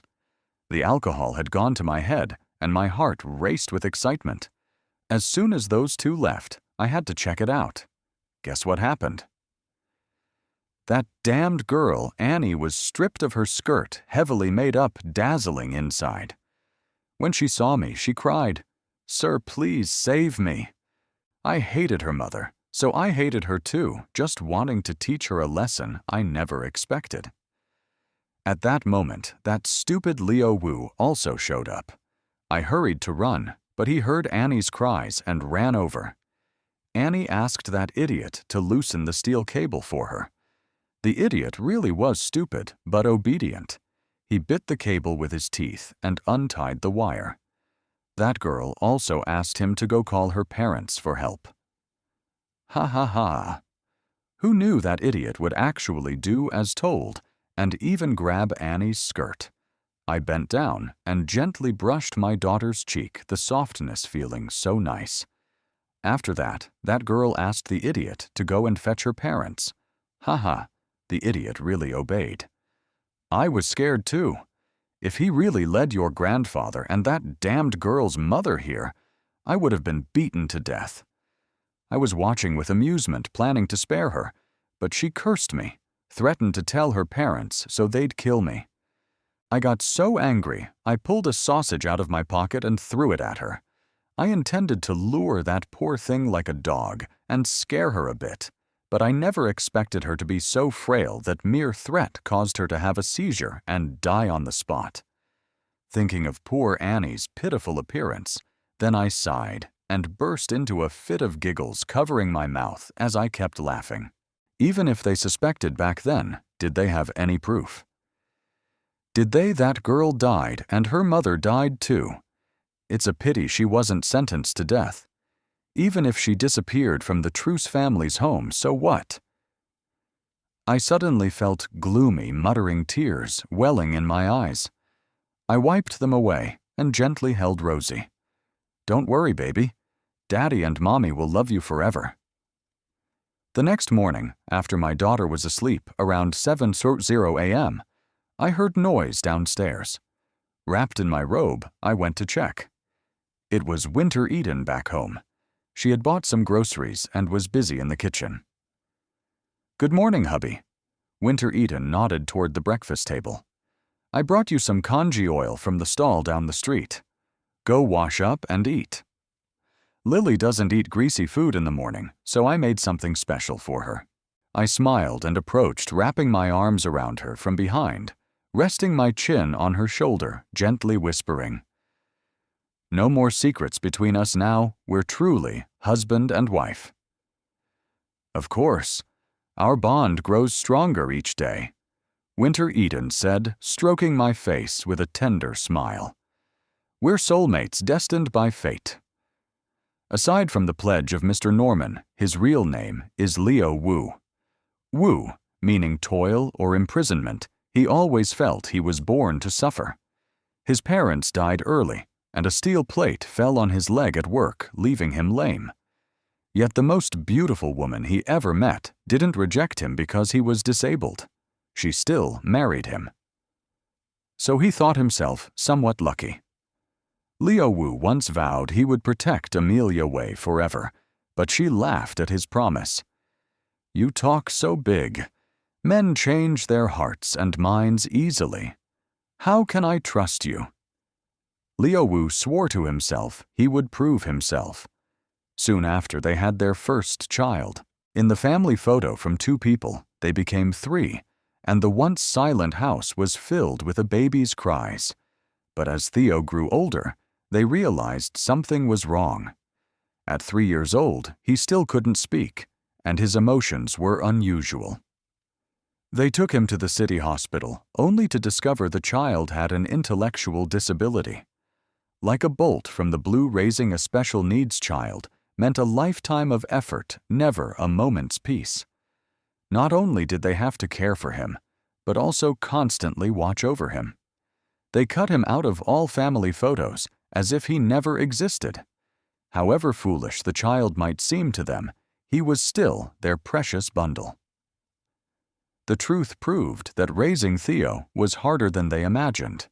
They had to supervise him every moment, teaching him basic life skills. So one of them had to quit working. Naturally, Amelia Wei prepared to be the one to sacrifice. But the next morning, as soon as she woke, she found a note on the table written by Leo Wu. Today, I'm filing my resignation. Lunch is on me. Amelia Wei wept for a long time. When Leo Wu returned home for the first time, she snapped at him. Who gave you the authority to decide without consulting me? Leo Wu smiled foolishly. Well, I'm just a useless man. After all these years, I'm still only a laborer. But you're different. You're an engineer now. You're the pillar of this family. Amelia Wei, crying and slapping her husband, asked, Do you regret it? Leo Wu answered firmly, No, I do not. Before long, Leo Wu and Amelia Wei had another daughter. Now, relying solely on Amelia's salary wasn't enough. The couple decided to convert a room into a small grocery store so Leo Wu could earn extra money and keep an eye on their 2 children.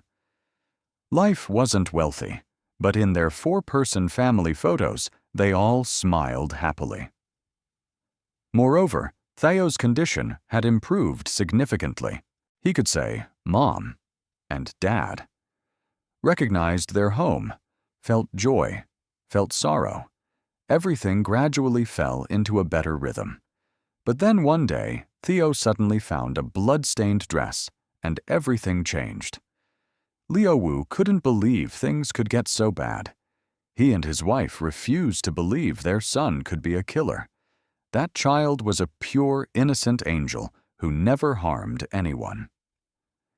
He hesitated for a long time, thinking of what happened to Annie so young and abused to death, and feeling pity for Mary Russell so young and now widowed. Finally, he himself took Theo to the police station to report this crucial clue. Detective Frank Van didn't believe Theo was guilty. He led Theo back to the scene, hoping to jog the boy's memory to identify the culprit. But after returning, things spun completely out of control. At first, someone suggested that Theo was the one who opened the Truce family's door. Gradually, they blamed Theo as the murderer, even claiming he lifted that little girl's skirt.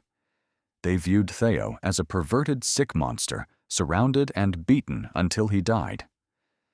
Theo, terrified beyond measure, curled up crying in agony. Leo Wu was consumed by both rage and regret. Had he known, he would have burned that dress right away. Leo Wu wasn't highly educated, but understood that when 3 people repeat a rumor, it becomes truth. He was labeled the father of a rapist, while Theo was cursed as a murderer, and his daughter at the sports school was bullied. Even Amelia Way would never forget that day Mary Russell tried to kill Theo, but accidentally killed Annie. Mary Russell sobbed and laughed, continually calling Annie's name. Leo Wu hated her to his core. He no longer loved that woman who caused him to lose both his wife and child. Having always been reserved even after marrying, he never said, "I love you" to Amelia. Now he would never have the chance. On the day Amelia was buried, though usually silent, Theo suddenly clung to his mother's coffin, refusing to let anyone touch her. Leo Wu's heart shattered. From then on, the family photo of 4 became a photo of 3. Though Mary Russell was sentenced to life, what good did that do? Amelia could never come back. After Amelia died, their home plunged into a pit of despair. That brat Diane Evans was such a scoundrel, never paying a dime in compensation. Finally, a workshop colleague helped Leo Wu get a temporary job as a gatekeeper to keep a roof over his head. His heart was full of bitterness, his family ruined, and Diane Evans was out living happily with his daughter. Though he hated Mary Russell with every bone, he felt some pity for her. After all, she didn't kill Amelia out of malice. Leo Wu knew many in the complex apartment complex hated Theo too, so he had to guard his son more carefully. He tied one end of a rope to Theo's belt and the other around his own wrist. Even when they ate, he tied him. When they slept, he tied him. Even to go to the bathroom, he tied him. Once taking Theo to use the bathroom on the 7th floor, Theo suddenly froze, staring at that abandoned room. No matter how Leo Wu pulled, the boy refused to move. Suddenly, Theo bolted toward it, crying out, "Brother, brother." Leo Wu's heart clenched. He remembered Detective Frank Van had led Theo back to the scene before. The boy had cried out the same way. His wife had never taught Theo those words. Whom was he calling? A name flashed in his mind, Diane Evans. Right from the start, Mary Russell suspected Diane Evans. So Leo Wu decided to investigate Diane Evans. But at that moment, he got news his daughter Daisy had jumped off the building at the sports school. Leo Wu rushed to the school to rescue Daisy. In his distraction, Theo was hit and killed by a car. Leo Wu felt as if part of his body had been ripped away. Now the family photo showed only him and Daisy. The pain of losing his wife and son left him unable to live normally. He had no choice but to force himself to shift focus and discreetly followed Diane Evans. Diane Evans's life was simple. A straight path between the sports school and her home. Leo Wu began to doubt himself. Maybe he was imagining things. But the last time he followed Diane Evans, he saw her feed that fierce stray dog with a sausage. That dog was usually ferocious. Its bark echoed through the complex, terrifying anyone who passed. Leo Wu saw Diane Evans stroke the dog's head, a sinister smile on her face. Even the hardened Leo Wu felt a chill. How could a teenager show such a look? Before he realized it, he had stepped on a dry branch that snapped, alerting Diane Evans, who quickly looked around and left. After waiting a long time, Leo Wu dared to approach where Diane had been standing. In the bushes lay a dog poisoned to death foam at its mouth. A dreadful thought struck him. Medical reports said Annie died from shock due to extreme fear. Could it be that the dog's barking terrified her into a fatal panic? Was Diane Evans deliberately bringing that dog to the scene? Leo Wu immediately reported this to Detective Frank Van, but the detective said he was overthinking it and told him not to make a fuss. Detective Frank Van still patiently took him back to the 7th floor to investigate. Unfortunately, the area had been cleaned up and the poisoned dog was gone. They heard Diane Evans had moved out of the complex to live with her mother. Leo Wu was scolded by Detective Frank Van, who apologized but clearly felt uneasy. This was all too strange. How could that dog so suddenly disappear? Leo Wu decided to continue following Diane Evans. That brat living with his mother seemed busier than ever. Yet Leo Wu sensed Diane Evans was aware he was shadowing her. Once Diane Evans took his younger sister out, choosing a crowded wide area, and left her sister at a restroom, not returning for a long time. Leo Wu rushed over, fearing she'd been kidnapped. He couldn't simply watch, so he took Cheyenne Zhao back to her parents, warning them that Diane Evans had a role in Annie's death and was now targeting Cheyenne. Soon after, Diane Evans came back in a rage, accusing him of kidnapping Cheyenne Zhao and threatening to call the police. Only then did Leo Wu realize he was being trapped. Diane Evans deliberately provoked him by taking Cheyenne Zhao out. In his eyes, Leo Wu hated him and would seek revenge. So if he didn't immediately return Cheyenne to her parents when the police searched him, it would be disastrous. Leo Wu broke into a cold sweat, barely escaping jail. Truly dangerous. That brat Diane Evans was too clever, so clever even his own mother had given up on him. He was thrown out of the house. Surprisingly, Leo Wu felt some relief. After that, Diane Evans moved into the sports school, and Leo Wu kept spying. Once Diane Evans called the police, who warned him. Leo Wu felt bitter. He thought the brat was too crafty, hiding his skills. But at that moment, his daughter's condition worsened. She could no longer attend the sports school. He had to stop following Diane Evans to transfer Daisy's school. Once everything stabilized, the college entrance exams arrived. Diane Evans got into her dream university, the National Jiao Tong University. "As long as I know where you are," Leo Wu murmured. He even bought a train ticket and sneaked to National Jiao Tong to find Diane Evans, but the campus was huge. He couldn't find him.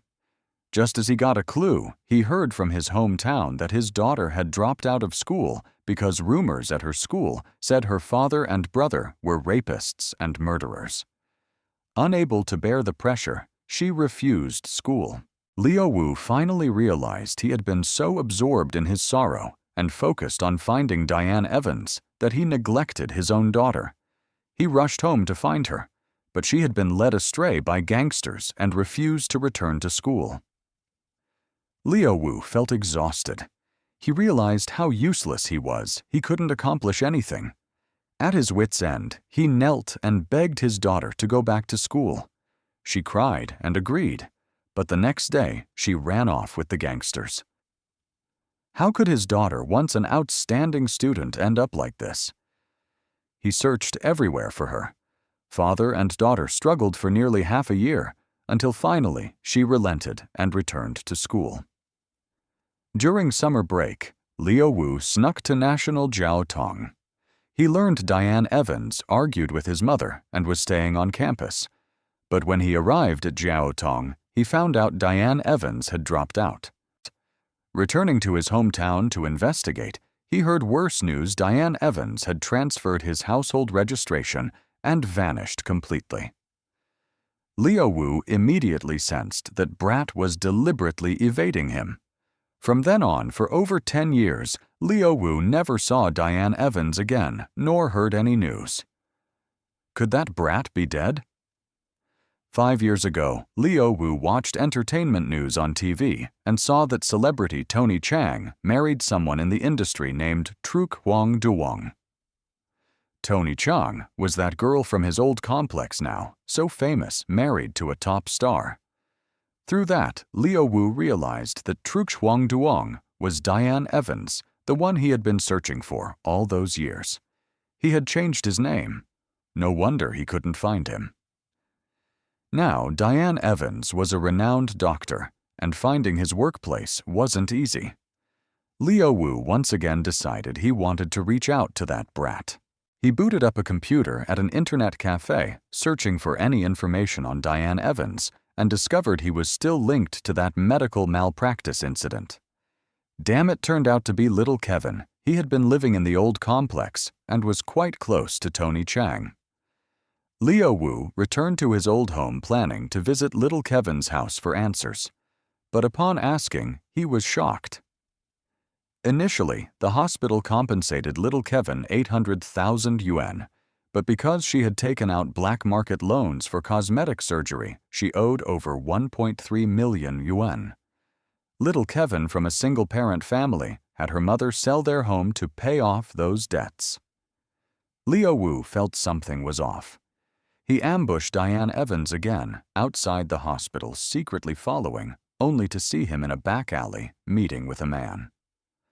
Soon after, that man went looking for little Kevin's mother to collect the black market debt. Leo Wu's blood ran cold. He was even more convinced that little Kevin's death wasn't accidental and was deeply connected to Diane Evans and his wife. Leo Wu was about to investigate further, but had to focus on helping his daughter prepare for her wedding. He returned to his hometown to assist. Over the next few years, Leo Wu had become a grandfather. He no longer feared death whenever he looked at those photos with Amelia. And Theo, his heart twisted in pain. Ironically, he himself was ill with terminal pancreatic cancer. He wouldn't live much longer. He didn't fear death, but he couldn't bear leaving his daughter, son-in-law, and grandson to deal with Diane Evans, the thorn in his heart. Determined, Leo Wu decided to take a huge risk and kidnap Diane Evans' daughter. He had secretly followed for a long time, knowing exactly when the nanny would pick her up, identifying the moment to act. Leo Wu took that little girl Rosie into a rented house. She was truly adorable, blinking up at him as he sat down.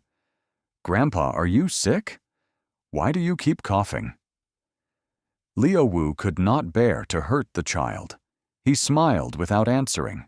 She continued, "Grandpa, my name is Lily. My dad gave it to me. He said I'm the most beautiful poem heaven gave to Mom." Leo Wu was taken aback. He had always thought Diane Evans was cunning, cold, ruthless, but he never imagined he loved his daughter so deeply. That night, Diane Evans and Winter Eden came looking for her. Out of panic, Winter Eden admitted she had once kidnapped Annie from the Truce household. Leo Wu employed every tactic to force Diane Evans to confess, but that brat clenched his teeth, refusing to speak, even using Daisy as leverage against him. Leo Wu was forced to give up. He demanded 200,000 yuan in compensation from that couple. At first, Liu Wu felt that some was searing hot in his hands holding it. He trembled. With that money, he would never find peace for Amelia and Theo. But then his illness consumed too much in medical bills. At least after he died, he'd leave something for his daughter. Moreover, the Truce family and Tony Chang still owed him an explanation. In secret, Liu Wu also did one more thing. He hid a listening device in the keychain on Rosie's backpack. Though old and poor, after years of following Diane Evans, he had learned a thing or two about such tricks. As expected, Diane Evans thoroughly searched him and examined every corner of the rented room. Liu Wu thought to himself, "Game over, surely Diane Evans found the bug." Unexpectedly, Diane Evans never checked Rosie's backpack. Maybe he didn't suspect his own daughter, or perhaps he was too clever underestimating Liu Wu. That old man using a brick phone surely didn't have the brains for such stunts. When Liu Wu left with the 200,000 yuan, he saw the killing intent in Diane Evans's eyes. In that moment, he realized his life was almost over, either death by disease or being eliminated by Diane Evans. Truly, his resentment burned intensely. But then, unpredictably, from the listening device came a recording that both shocked and enraged him. Drunkenly, Diane Evans boasted to his daughter about how he covered up the old case years ago. Liu Wu's fighting spirit flared up again. He wanted to call the Tokau police to arrest Diane Evans immediately. Yet Liu Wu looked down at his swollen belly. How much longer could he live? No time or strength remained to do that. Besides, he had personal matters. He didn't want to drag his daughter into it anymore. He had already owed her too much. Finally, Liu Wu made his decision. He wrote a letter and sent it to the women's prison. Liu Wu at last exhaled in relief. He felt as if he'd been imprisoned for over 20 years. Now he was finally freed from that cell. He still held 200,000 yuan in his hand. Liu Wu puffed out his chest and went into a brand-name sportswear store to buy himself an outfit. It turned out designer clothes weren't as expensive as he'd thought, especially on sale, just 200 yuan for both clothes and shoes. Then he went up to the second-floor restaurant to enjoy a dish he always loved but never dared to have before. Unfortunately, his body could no longer handle much food. He barely ate a bite. But that day truly was one of the most pleasant of his life. Liu Wu thought Amelia and Theo in the afterlife would be happy too. Besides, not every story ends immediately. Liu Wu's tale seemed concluded, but for others it was just beginning. One day, a female inmate named Mary Russell at the women's prison received a letter. At first, that woman looked gloomy and desperate, her eyes void of hope. But since receiving that letter, she began to strive to rehabilitate herself. She had been in prison for over 20 years. Perhaps she would be released soon.